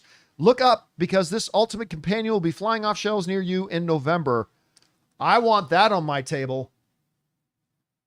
I love the look at this. Yeah, it's really cool. At first, when I saw it, I thought maybe it was a Blu-ray thing. It's like they're already announcing it, but this looks awesome. I can't wait to have that. All right. Anyway, guys, that will do it for all of our topics that we had lined up for you guys. And we're going to now move on to the most important part of our show, which is, of course, taking your comments and questions. But before we do, we want to bid good day to the wonderful Robert Meyer Burnett. Great job as always, sir. Thanks, Sean. This was great fun, and I will see you back here tomorrow. We will see you again tomorrow. And also, before we get going on your questions, we're going to take a quick moment here and thank the sponsor of today's episode of the John Campea Show podcast, our friends at Stitch Fix. Guys, we want to take a second to thank a sponsor of this video, Stitch Fix. Let's be honest, shopping is not my thing. I've wasted way too much of my time either in stores or scrolling for clothes, only to end up with stuff that doesn't fit or just, doesn't work. See, that's why I use Stitch Fix. You take a quick style quiz, your size, your vibe, your budget, and boom, you're paired with a real human stylist who curates pieces just for you. They send you a fix box with clothes actually fit for your life. Stuff you'll wear to work, on weekends, or wherever. It saves me time, helps me look great, and I never have to step foot in a store. You try everything on at home, keep what works, and send back the rest. Free shipping and returns, no subscription required. Oh, and your first fix? The try-on is totally free. So if you're tired of the endless shopping grind, this is your sign to try Stitch Fix. Seriously, it's style without the stress. Head to stitchfix.com/Campea to get $20 off your first order, and they'll waive your styling fee. That's stitchfix.com/Campea. And thank you to our friends at Stitch Fix for sponsoring today's episode of the John Campea Show podcast. All right, guys, with that down and out of the way, let's get on to your questions here, shall we? Jonathan, what we got up first? All right, guy says 3 films I want to see Joseph Kosinski direct are Superman 2, The Justice League, or a new Green Lantern movie separated from the Lantern series. I'm sure, whatever. I mean, that's the thing about, like, I want to see a great director do movies I'm looking forward to. Yeah? I mean, yes, if Joseph Kosinski was announced to direct any of those films, yeah, I'd be down. But there's also a million other projects I think he'd be great for, and a million other, well, not a million other directors, probably good 20 directors I'd like to see do that as well. But yes, if they were to announce tomorrow that Joseph Kosinski was doing any of those films, I'd be totally down. Yeah. All right, what's next? Anonymous says, can't wait for people to see Superman. Watched it last week, and there's so much I want to see people's reactions to. Also, did you get a chance to check out Dune Awakening? I don't even know what Dune Awakening is. Oh, that was the video game that came out. The video, it Is came that out? open world Dune I feel like we've had this conversation that somebody said it came out and I went, wait a minute, did that come out already? Yeah.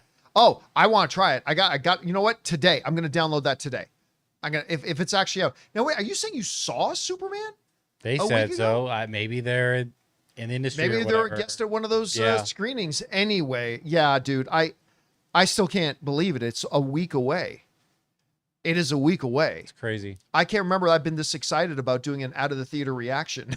Then I went It's 1 week from tonight. One week from tonight, guys, I'll be doing my out of theater reaction to Superman. How I felt crazy like is that? for so long we were like, July's gonna be big, guys. July's gonna be big. These movies are gonna be like popping off, and now we're in July. And now we're in July. And it's crazy. We are 1 week away from Superman. Absolutely insane. All right, what's next? Reggie, after seeing F1 twice, I'm really hoping Dams and Idris would be in the running for Bond. I didn't see enough of him in that. Like, I don't think he had enough weighty, meaty stuff to do performance-wise in it to really give me a sense of that, yes or no. It sounds like they've got their wish list, and I'm sure, you know, Vinny is going to have a say in who they cast in it, but I can't say I'd be excited for that because, but I wouldn't be against it either. I wouldn't be against it. I just don't think that the character in the movie gave him enough to really flex his muscles in it. You know what I mean? So, but I wouldn't be against it. All right, what's next? Anonymous says it's no, it absolutely could, and I agree with you on the other points mentioned, but I just struggle to believe Spider-Man Brand New Day will open without IMAX, which they won't with the current release date with Odyssey 2 weeks prior. Guys, everybody way overestimates the importance of IMAX. Don't get me wrong, I'm an IMAX fan. I love IMAX. I really do. It does not make that big of a difference. There are only a finite number of those screens, and it's not like they charge you $150 a ticket to it. That 1 ticket sold in IMAX equals 7 tickets sold in any other theater. Is it a consideration? Absolutely. It's a consideration. 100%. But guess what? They booked that date knowing the Odyssey was going to be coming out and that it was thing. It's really not, you don't move a release date that you think is good for you just because you can or can't get IMAX. It's again, does it make a difference? Yeah. Is it like a night and day difference? Absolutely not. No. So I think people put way too much emphasis on how important it is or isn't to distributors. All right, what's next? Billy Boy, hey, have you seen the movie Chosen? You've been asked about this before. The writing and the cinematography are incredible. Top tier show, in my opinion. I forget what it's on, Amazon or something. I'd love to hear yours or Rob's opinions on it. Zero interest. Couldn't care less about it. So no, the answer is no. All right, what's next? We got Sci-Fi Extremist who says the Amazon early screening of Superman. Do you think we'll get 30 minutes of bullshit ads, or will they actually start the movie on time? My guess I don't is think so.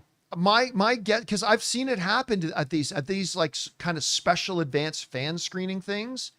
I've absolutely been to some of them where a movie started at 7 and it started at 7. I've also been to them where a movie starts at 7 and they've run like 2 trailers and then the movie. Again, these are special screenings, so you can't hold AMC or anybody else responsible if it doesn't meet that 25 to 30 minute thing.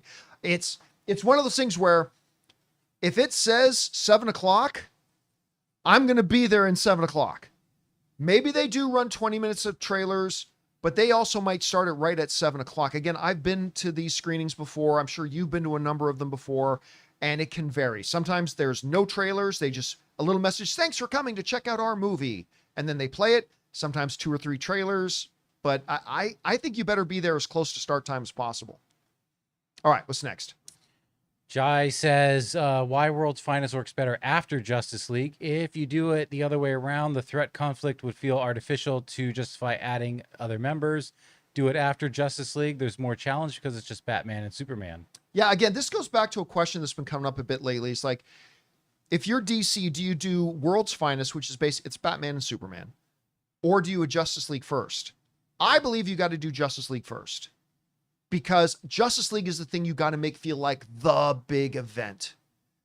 And if you have a Batman and Superman movie first, they're the 2 main things of Justice League. I think it just takes away a little bit from Justice League if you do that first. So if it's me, if James Gunn were to ask me, which shockingly he's not, I would say you build up to Justice League first, and then sometime after Justice League, you do Batman and Superman, you do Green Lantern and Green Arrow team up, you do all that kind of stuff, but you do it after Justice League, I think.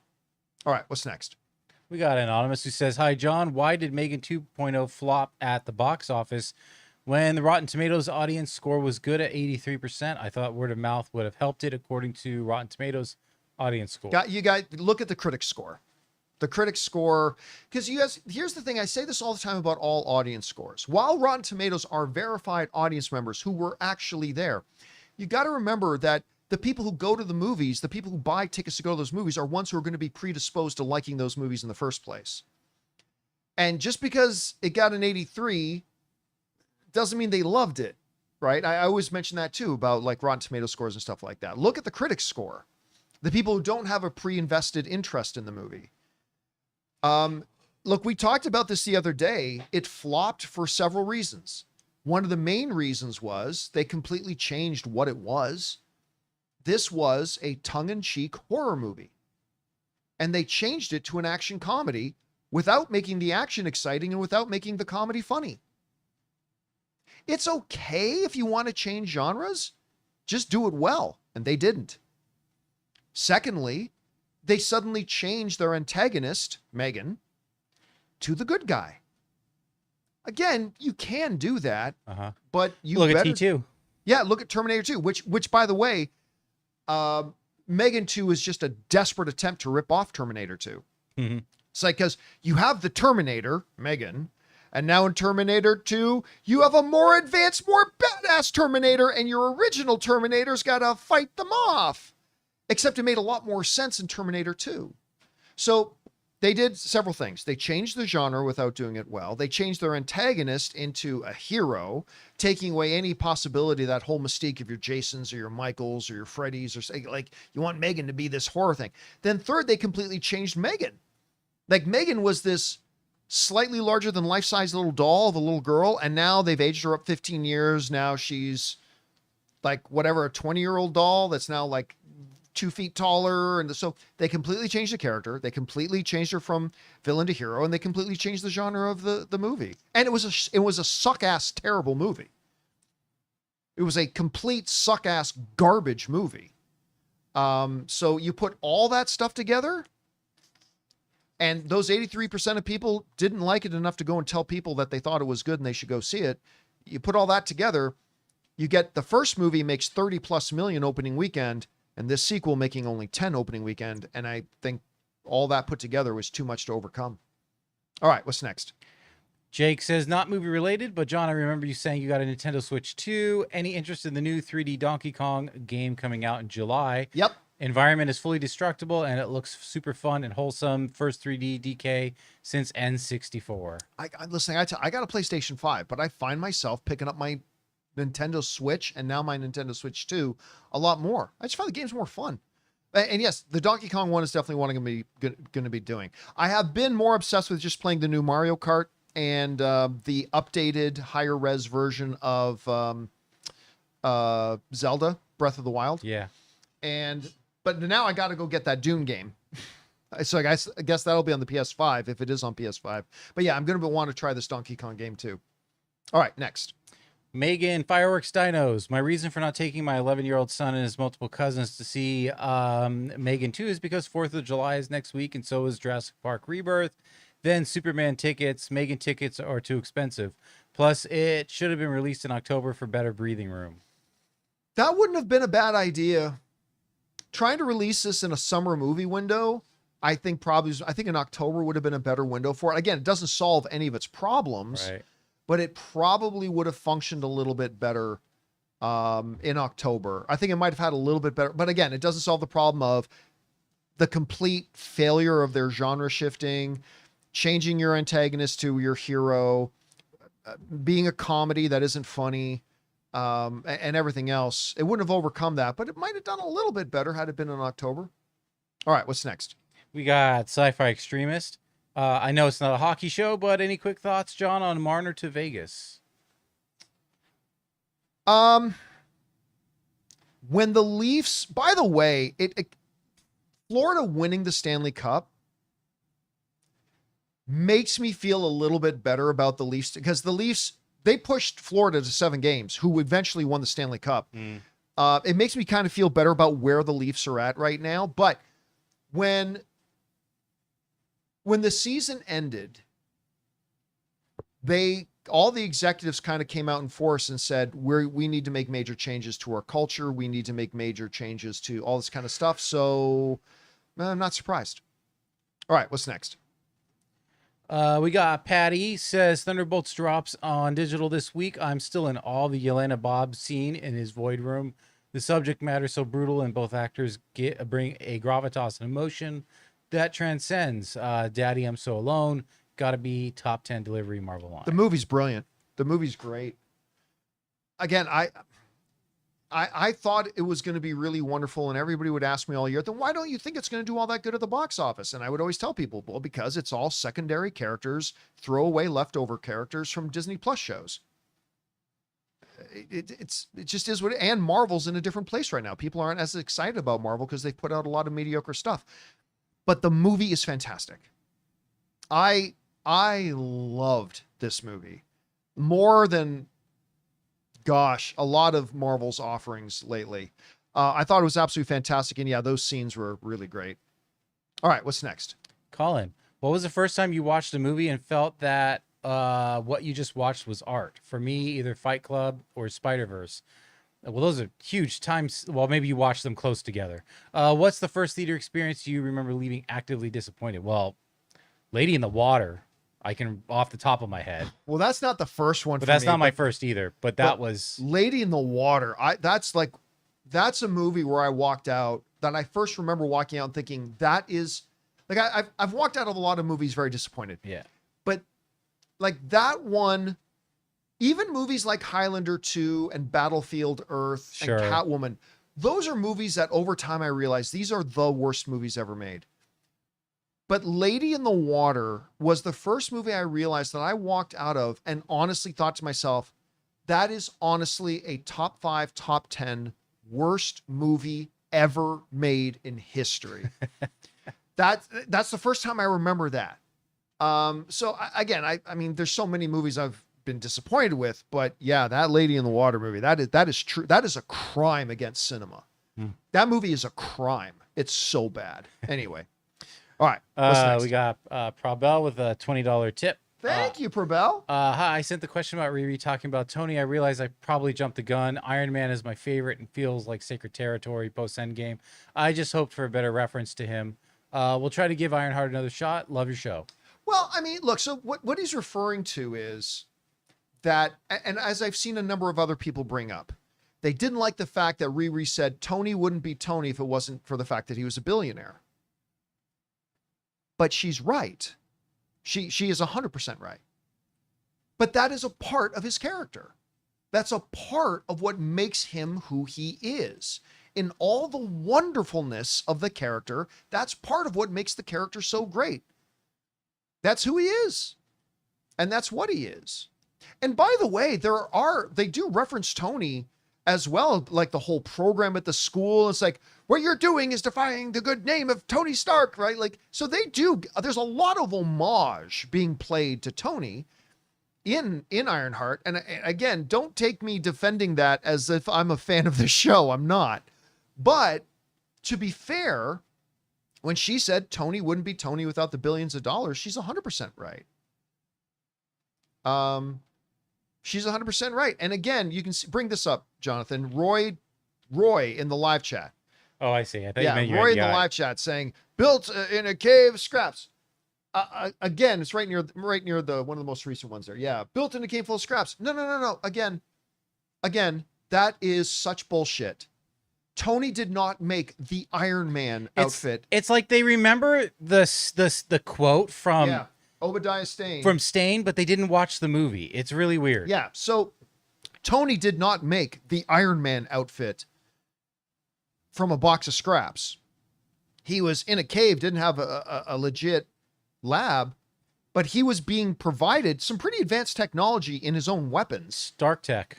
To produce, and what did he produce? He did not produce what we know as an Iron Man outfit. He made this lumbering suit of armor that had a flamethrower and just some jets in the heels. Yeah. That wasn't the Iron Man armor. It wasn't until he got home to his billion-dollar mansion in his multi-billion-dollar lab with his billions of dollars in resources. He didn't even have that was a magnet in his chest. It wasn't like he even had like the arc reactor powering that. Yeah, not thing. like the true Yeah, arc yeah, yeah. reactor. It wasn't until he got back home that he was actually able to make what we recognize as an Iron Man outfit. And by the way, the only reason he was able to put together what he did in that cave is because he comes from a family of billionaires where he had all the exposure to all this stuff. He had the highest paid, highest quality education. He had all that stuff. So again, don't get butthurt over the fact that Riri said Tony wouldn't be Tony if it wasn't for his billions, because that's part of what makes his character so great. And it's an actual 100% fact true. Anyway. All right. What's next? We got Henry Steele. Just saw F1, loved it. One of the things that surprised me was how much I enjoyed the pit crew, coaching team. They were great. They didn't dwell on them too much, but just enough to make them feel real and not just like the background scenery. One of the key things to elevating a movie is giving weight to your secondary characters without having to commit too much screen time to your secondary characters. Make them add to the depth of the scene. Make them add to the overall texture of what's going on with your lead characters. Use your secondary characters to teach us more about your primary characters. F1 is a great example of that. So you had the Idris character, right? And like we learn about him through the secondary pit crew's characters' reactions to him, his reactions to them. We learn more, and then as a juxtaposition of that, we learn more about Brad Pitt's character, how he then is reacted to by those same secondary characters. When a filmmaker knows how to properly, without overdoing it, properly use and leverage secondary characters without overexposing them to screen time, you can elevate a film that way, and F1 was a really good example of that. You're right. All right, what's next? We got Rumham. That's a Always Sunny in Philadelphia reference. Rumham. First time tipping. Thank you, man. Went to see F1, the movie, in my local cinema in Ireland. As an F1 fan, I found it entertaining, but also very cringy. It's kind of funny bad. I'm surprised how good its reviews are. On the plus side, my cinema starts its movies on time. Listen, as somebody who does not give two squirts of piss about F1 racing, like I'm not trashing on F1 racing. I'm saying I don't care about it. I'm not saying it's bad. I'm not saying anybody else shouldn't like it. It's just not for me. I don't care about it. I thought the movie was great. I thought it was fun and actually got me interested in watching F1 racing. Now, yes, sure. If you are an actual hardcore F1 fan, then I'm sure you probably saw some stuff in it that, well, that's not how it works and that's not how it goes. Just as I'm sure hardcore soccer fans watch Ted Lasso and go, that's not what a coach would say. I get it. I respect that. But again, to the rest of the world, we don't care. They made a fun movie. And so anyway, but it does sound like you enjoyed it. At the end of the day, that's all that really matters.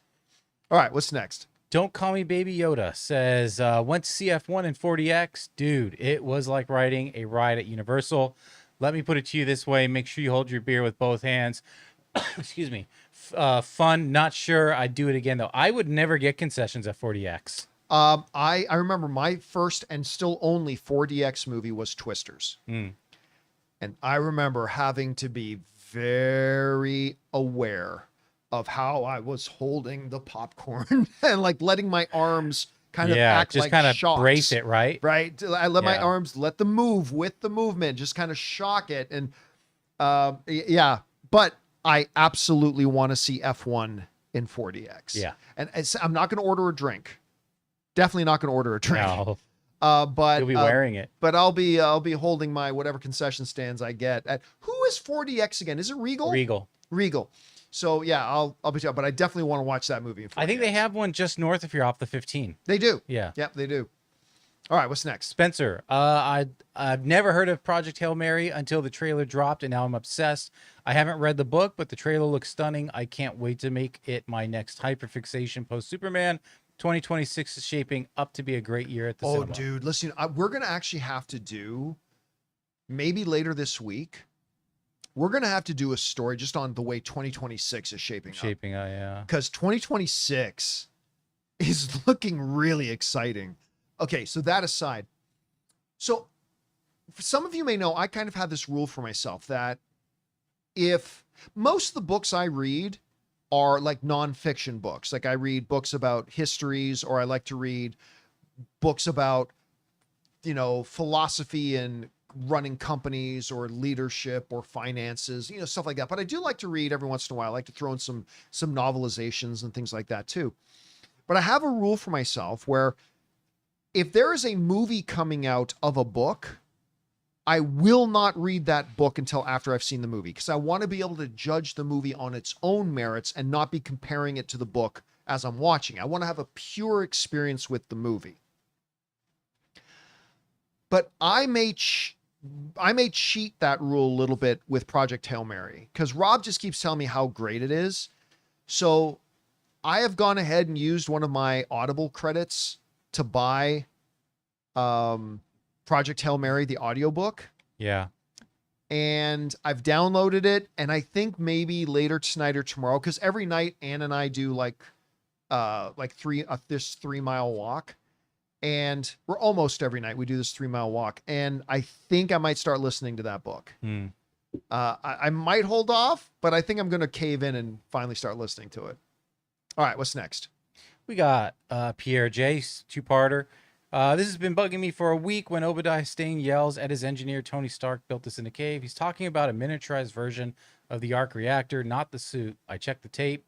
Ironheart isn't great, but I wish people would at least insult it correctly.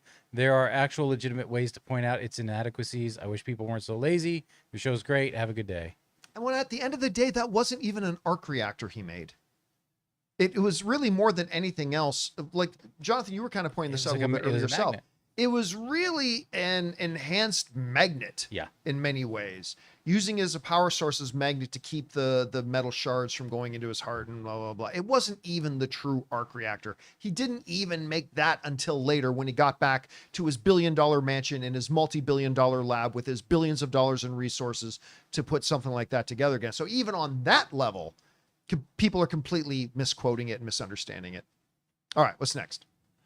Oh, I guess it was a 3-parter. Also, Riri states that she doesn't need the arc reactor because her suit is wind solar powered, which for this universe with magic nanotech suits is a believable enough explanation. Yeah, except a suit that comes from your skeleton, Yeah, except that was honestly, that was lame. That was lame. Seems a little weird because solar. Some of you guys may not know this. The entire studio we have here is powered by solar. We even have an air conditioner running that's running off of solar right now. I'm actually on a little bike and I have to keep pedaling for power. It's like a hand. Yeah. Jonathan's just constantly churning the generator. I've got a bunch of EcoFlow batteries over here that I have some solar panels on the roof over my patio that feed the batteries. And we have all like 10 lights, 5 cameras, 7 or 8 TVs and monitors, all the computers, that television monitor, and an air conditioner all running off of it. Here's the thing.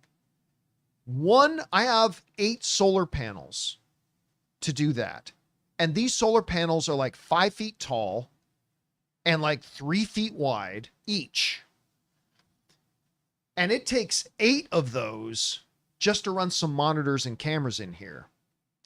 Solar panels like this on an iron suit would not generate the kind of power. And by the way, you even see Riri hovering, right? And you see the jet fuel burning and causing the fire, the flame thrust.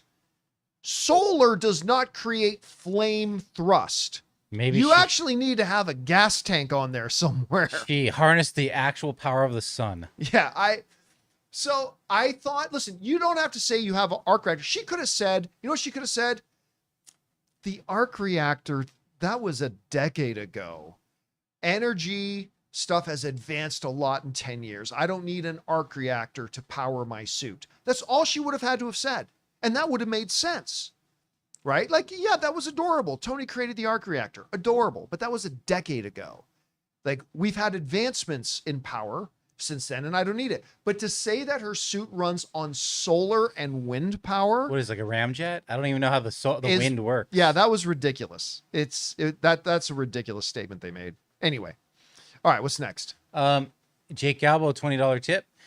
Hey John, have you ever wanted to own a restaurant? Like maybe one day we can eat in a high-end restaurant, and here you are in the back yelling, "Wagyu refire, Wagyu refire, risotto all day, risotto all day." Also, how is the van doing so far? Hard work pays off. Okay, so true story. I don't know if any of you care about this. True story. About a year and a half ago, when I was really starting to get ready, like about a year and a half ago is when I was starting to really get everything ready for retirement, which I knew was coming in like 1 to 2 years. Right? Mm-hmm. And I've now delayed that a little bit, but at the time. And so Ann and I we're thinking about how do we want to invest a lot of our money? And I've got a lot of my money in actual investments, ETFs and stocks and things like that. I'm primarily a dividend investor, but I also had this big chunk of money aside, put away, that we were going to use in an investment. We thought of a couple things. One was, let's buy another house and use it as a revenue generator. We even thought about like buying a condo in the Philippines. And then, we've got family over there who are property people and they can manage the property.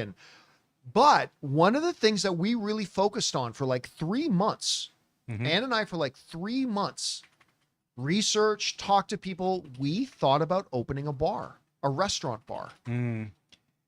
Because where we live in Riverside, this is a big university town. We got UC Riverside here, man. Sure. And we thought we looked at locations, we talked to franchises, and we honestly thought about opening up our own restaurant, pub/bar thing. And we looked at it, and we really thought about doing it. But one of the things that really scared me off of it was seeing all the TV shows, both on the Food Network and in stuff like The Bear, to see what an absolute nightmare it is to try to run one of those places. You have to be married to a restaurant. Yeah. So we ultimately kind of, we backed away from it and we decided to put the money in other things.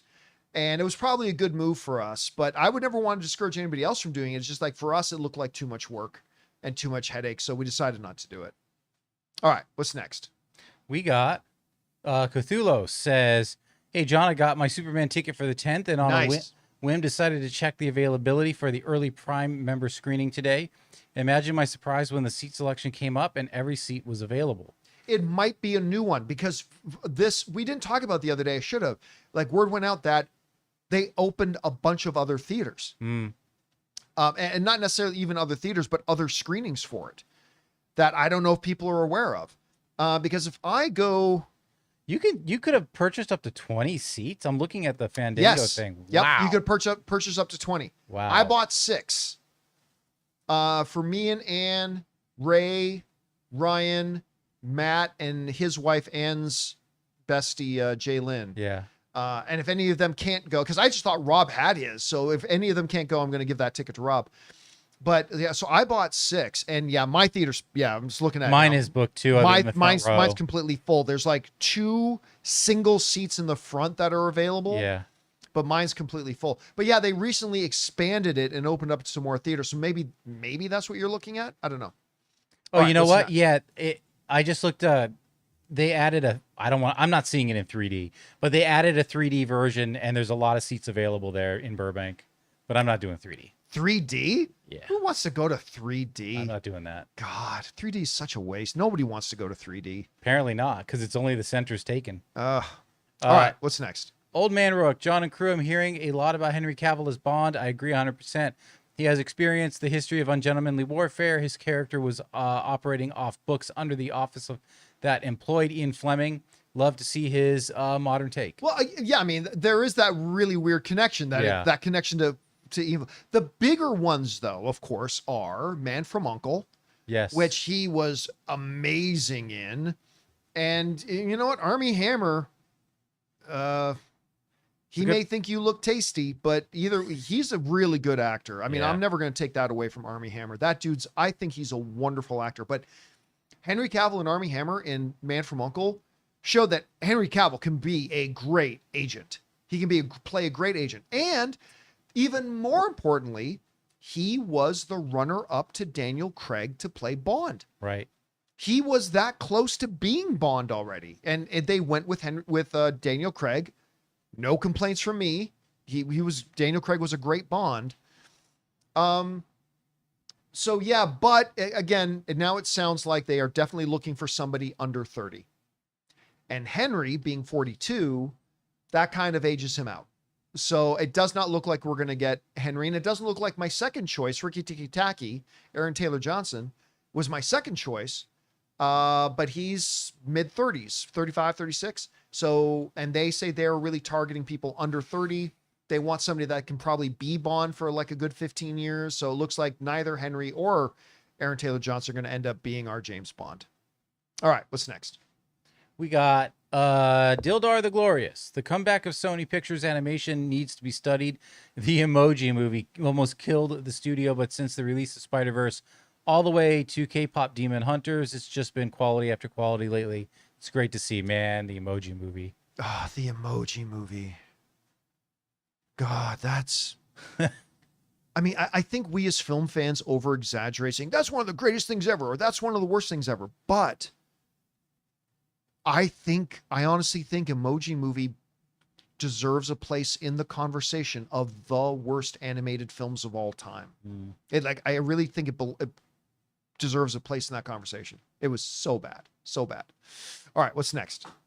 Nico, hi there. Haven't kept up with every episode over the past year or two, but I don't think I've ever seen a viewer recommend Attack on Titan. What gives? If you watch one more anime in your life, make it Attack on Titan. I didn't think it was all that good. I'm not big on it either. I'm Yeah, sorry. I wasn't.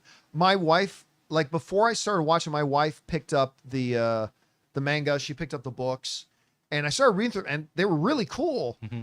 And so I'm like, okay, yeah, I want to check out Attack on Titan. I honestly think it's overrated, but I like the story in the book, but I thought the anime was, I mean, it's not bad. I'm not saying it's bad, but I was like, it is. And what is it? Whatever. But not everything is for everybody, right? So that's fine. Yeah. All right, what's next? Dan V says, with THR's story about Elio, if you watch the OG trailer from 2 years ago, it's a completely different film. Olga was the mom, not aunt, voiced by Ferreira, and the villain was originally a side character. Awful financial decision to redo it with the budget. I really don't know much about the history of Elio. Yeah, I don't remember. Other than it's just never felt like a hit to me. And the movie, I don't know that, like, who knows? The changes they made may have made the movie better. But the biggest problem with Elio, of course, is that it's just not that good of a movie. And how often do we say that about Pixar films? Very rarely. But that is the case with Elio, in my opinion. It just, and again, it might be better now than what it would have been. But yeah, just unfortunately, I don't like coming out of a Pixar film and going, eh. And hardly ever in my life have I had to do that, but Elio was one of them. Again, it was fine. Elio was fine, but I'm never going to watch it again, and I can't recommend it to anybody. All right, what's next? Brandon Salad says, hey, crew, Running Man looks insanely fun. It looks like it might be the fall guy. That's really funny. This year, fun, funny, and exciting action, but unfortunately will probably get overlooked like Fall Guy was. Yeah, this is one of the reasons why, like I said before when we were talking about it, I have not been, as much as I love Edgar Wright and Glen Powell, I have not been looking forward to Running Man. There's nothing about it that gets me, the concept of it doesn't even get me excited. It wasn't until I saw the presentation at CinemaCon that I went, holy shit, this looks like fun. And Fall Guy was great, but I think you're right. I think it could, despite how good it might end up being, I don't know that it's going to do all that great at the box office. I mean, Fall Guy was a wonderful film. Not best film of the year, but it was a wonderful film. It had great humor. The action was really good. It was fun. It was a love letter to stunts and the people who do them. It's a great movie. It had big stars, and nobody went to go see it. Nobody went to go see it. I think Running Man can do a little bit better than Fall Guy, but I agree with you. I don't think it's going to do big at the box office. I don't really care. I'm just looking forward. I think the movie's going to be great. And it's Edgar Wright. Again, he's never let me down. Again, I wasn't a huge fan of Last Night in Soho, but I love every single one of his other movies. And I think this is going to be great, but I'm not going to be surprised if it doesn't do well financially. Let's just say that. All right, what's next? We got Anonymous. Hey, John, been a fan since for your consideration. I was watching. Oh, thanks, man. I was watching old AMC videos. Was curious about the Tommy Lee Jones and Amy Rose interview that y'all joked about a few times on the show. Was wondering if you could give context. Wasn't it just a really tough interview? I don't even know if it was Amy Rose. It might have been Roth. Mm-hmm. Anyway, it was one of two. So here's the things. For those of you who don't know what he's talking about, you know, oftentimes we would go and do these interviews, and the actors and the directors are usually wonderful. And of course they are. They're on their best behavior. They're trying to promote themselves and their movies and all that kind of stuff. But then once in a while you get an actor or director who does not give a shit. And if there's anybody in the business who has the right to have that attitude, it's Tommy Lee Jones. And yeah, I think it was Roth. Anyway, it was either Roth or Amy Rose or something like that.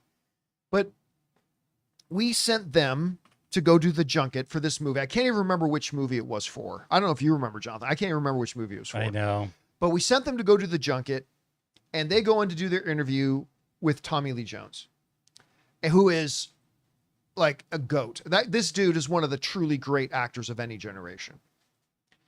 And either Roth or Amy Rose, whoever it was, asked this really interesting question, you know, blah, blah, blah, blah, blah, blah, to which Tommy Lee Jones goes, yes. Oh, okay. And then they followed it up with another really thoughtful question. Like, I thought my person, whoever it was, did a really good job. Like, they asked another, me and Dennis were standing there looking at the footage and like, oh my God, asked this really, really interesting question. Tommy Lee Jones. No. Like, I don't think Tommy Lee Jones was trying to be a dick. Yeah. He just didn't care. And like, we were probably his 23rd interview that day, probably. And he was probably just over it. But yeah, that was a challenging one, man. That was a challenging even one. when you like he was really into his specific artist he does like Western landscapes and stuff like that. I was about to say, I think it was a Western that we were talking about. Anyway. And the landscape, his directing was kind of based on his love for that artist. He was even asked about that. And he's like, yes, well, you know, there are some ties to this. And then you could kind of see a glimmer in his eye, and then it died. Yeah. And correct me if I'm wrong, but did we not then make the decision to not even bother? Yeah, I think we didn't even post it. I think I edited it, and then I had showed it to you and Dennis, and then we're like, we can't put this and on. I remember us standing there and going, we can't put this online. Yeah. It's bad for him. It's bad for us. It's bad for us. It's bad for him. It's bad for the movie. Yeah. It makes us look stupid. And we didn't even bother posting it online. It was so bad. It was unairable. It was unairable. Anyway. All right. What's next? Brent Gilson says, I'll be visiting Calgary for a couple of days. Nice. Calgary is awesome. I love Calgary. My grandparents next week. My grandmother is from Calgary, so I wanted to spend time with her in her hometown this summer. Small window, but must do recommendations while in Canada. Dude, come I mean, Calgary is pretty far from where you grew up, but man, if they could swing it, an hour and 20-minute drive to Banff, can't go wrong with that. You do realize Canada like dwarfs United States, right? What should I do while I'm in Canada? Dude, you're not going to a neighborhood. You're asking me what you can do to one of the largest land masses on the planet. It reminds me whenever I come here and people find out I'm from Canada. Oh, you're from Canada. Yeah. Do you know George? Yeah. Yeah. Yeah. As a matter of fact, I know George. It's a pretty big geography. As far as what to do in Calgary, I've only been in Calgary 3 or 4 times. Like, Calgary is literally thousands of miles from where I grew up. Yeah. Again, guys, don't believe the globe you have that makes it look like US and the Canada are almost roughly the same size. They're not. Canada is much larger of a landmass. But so it was far away, but I do know it's a fabulous city. I would love my visits there. But if you're going to go to Calgary, try to cut out some time. Take a full day, maybe 2, and get to either, they're close to each other, Lake St. Louis or Banff. Banff is literally the most beautiful place in the world. I've only had a chance to be there twice, but it's the one place Anne wants to go to. Like she wants to go visit Banff so badly. It is literally the most beautiful place on earth. You should go look it up. So what I would say is you're going to need carve some time out, but I would 100% suggest getting to see Lake St. Louis, Banff. You won't regret it. Absolutely won't regret it. All right, what's next? We got Anonymous, who says the Odyssey trailer will be playing on Jurassic only. There's no DCP for the trailer. It's baked into the start of the feature. Wow, interesting. DCP for Jurassic, so it will play after every other trailer. Oh boy, that might. Okay, commercial, Dolby spot, Nicole Kidman, etc. Lights dim. Wow, that might actually be kind of infuriating. That's also irritating. So you're adding yet, hopefully at least they will be wise enough to remove one trailer to accommodate that. But yeah, that makes sense. So they're making sure it will play and only play in front of Jurassic World. Good to know. Thank you for letting us know that, man. I did not know that. All right, what's next? Ray $20 tip. It's a 2-parter. So actually it's like 30 altogether. Hey guys, hope all is well. John just wanted to ask you how you felt about SGA representing Canada at our parade last week. He's such a great dude and athlete. But my question is, some people have been speculating Batman has already been cast.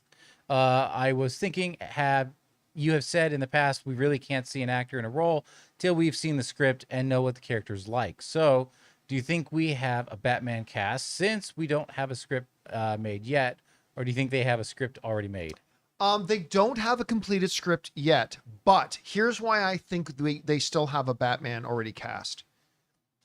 Because this Batman is not for one movie. This Batman is for a cinematic universe. And this is going to be one of those rare occasions where you have specific ideas and concepts about what you want that character to be that the script needs to work around. Normally, you let the script bring it to life. But since this is a character that is not just going to be for one movie, this is a character that's going to be a major backbone of an entire cinematic universe. James Gunn and Peter Safran probably already have an ironclad vision of what this Batman, who will transcend the entire DCU, is going to be like, how they want it to come across, all that kind of stuff. And the people penning the script to like Brave and the Bold need to work around that. They need to make sure that vision of Batman is what they're writing into their script. So that makes the situation unique. And on that level, yeah, I still think, again, I could be totally wrong. I'm just a fan speculating like everybody else. But yeah, my guess is that they already have their Batman cast. As far as SGA, who went to like one of my high schools, he's from my hometown, Hamilton, Ontario, Canada, greatest city in the world. You know what's interesting? I think the last 5 NBA MVPs have been non-American.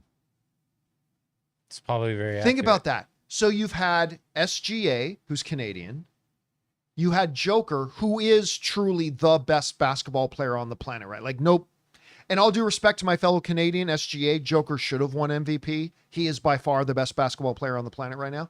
But you've had SGA, you've had Joker, you had the Greek Freak, you had Joker again. So that's 4. And I think there's, anyway, so it's been 4 or 5 years in a row that and Joel Embiid. Yep, thank you. Patel in the live chat. Joel Embiid, who is, of course, French. I believe from France. Anyway, it's been like 4 or 5 years in a row now since an American has won the NBA MVP. That is kind of really weird to think about. And next year, it's going to be either one of three people are going to win MVP next year. It's either going to be SGA again, it's going to be Joker, or it's going to probably be Luka Doncic. So again, you're probably about to have our 5th or 6th year in a row that a non-American wins MVP in the NBA. That is crazy. Michael says James Harden was the last American. That makes sense. That makes sense. Anyway, kind of, it's just weird because it's such like America's dominance in basketball is likened unto Canada's dominance in hockey. So like to go like 5 years in a row without an American MVP is kind of like really crazy. Anyway. All right, what's next? We got Anonymous says, RE regarding the Avatar trailer coming out with Fantastic Four. There is precedent. The last Avatar had its first trailer released with Doctor Strange, Multiverse of Madness. That came out first week of May. It also played in front of the film only for 2 weeks before coming out online. Yeah, and Christopher Nolan is unique in that way. I think it'll probably drop online before it, but yeah, I think so because we are now within that window, right? Like we're July, August, September, October, November, December. We're roughly going to be about 5 months from when Avatar comes out. By the time Fantastic Four comes out, we are now in the window of time when they should be dropping their first trailer anyway. So for them to drop it with Fantastic Four would make absolutely total sense. I think you're 100% right about that. I think that makes sense. All right. We got time for one more. Then we're going to have to wrap it up. Anonymous says, theory, Crypto isn't Superman's dog. He's Kara's, and Supergirl will show up at the end to pick him up and sets up Supergirl. I don't know. I've heard that theory before, and I even considered it. But man, when they released that clip of Superman busting into Luthor's office and where's the dog? That doesn't seem like a guy who's babysitting. That seems like a guy that this is his companion. Again, I could be wrong. Could be like, because I thought the same thing before. But once I saw that scene, that doesn't seem like a guy who's just babysitting his cousin's dog. That seems like this is his dog. Again, I might be right, might be wrong. We'll find out. It's not important, but we'll have to see. All right, roughly how many questions are left after that? I think it's 1, 2, 3, 4, 5, 6, 7, 8. Oh, we got like 10 or 11. 10 or 11. Okay. Well, guys, we are already over time. We've gone well over 2 hours already. So we will start off the Q&A tomorrow.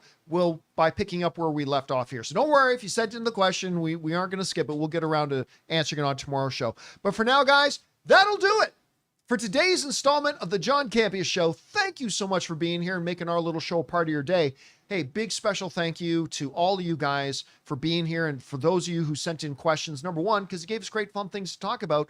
But number two, you supported our channel as you did it. And all of us involved with the show. Thank all of you guys so very much for your support. Big thanks again, of course, to Robert Meyer Burnett, our technical director, Jonathan Voico. See you guys later. And of course, mostly to you guys for being here and making our show part of your day. That'll do it for me for now, guys. Thanks a lot for being here. My name's John Campea. And until next time, my friends, bye-bye.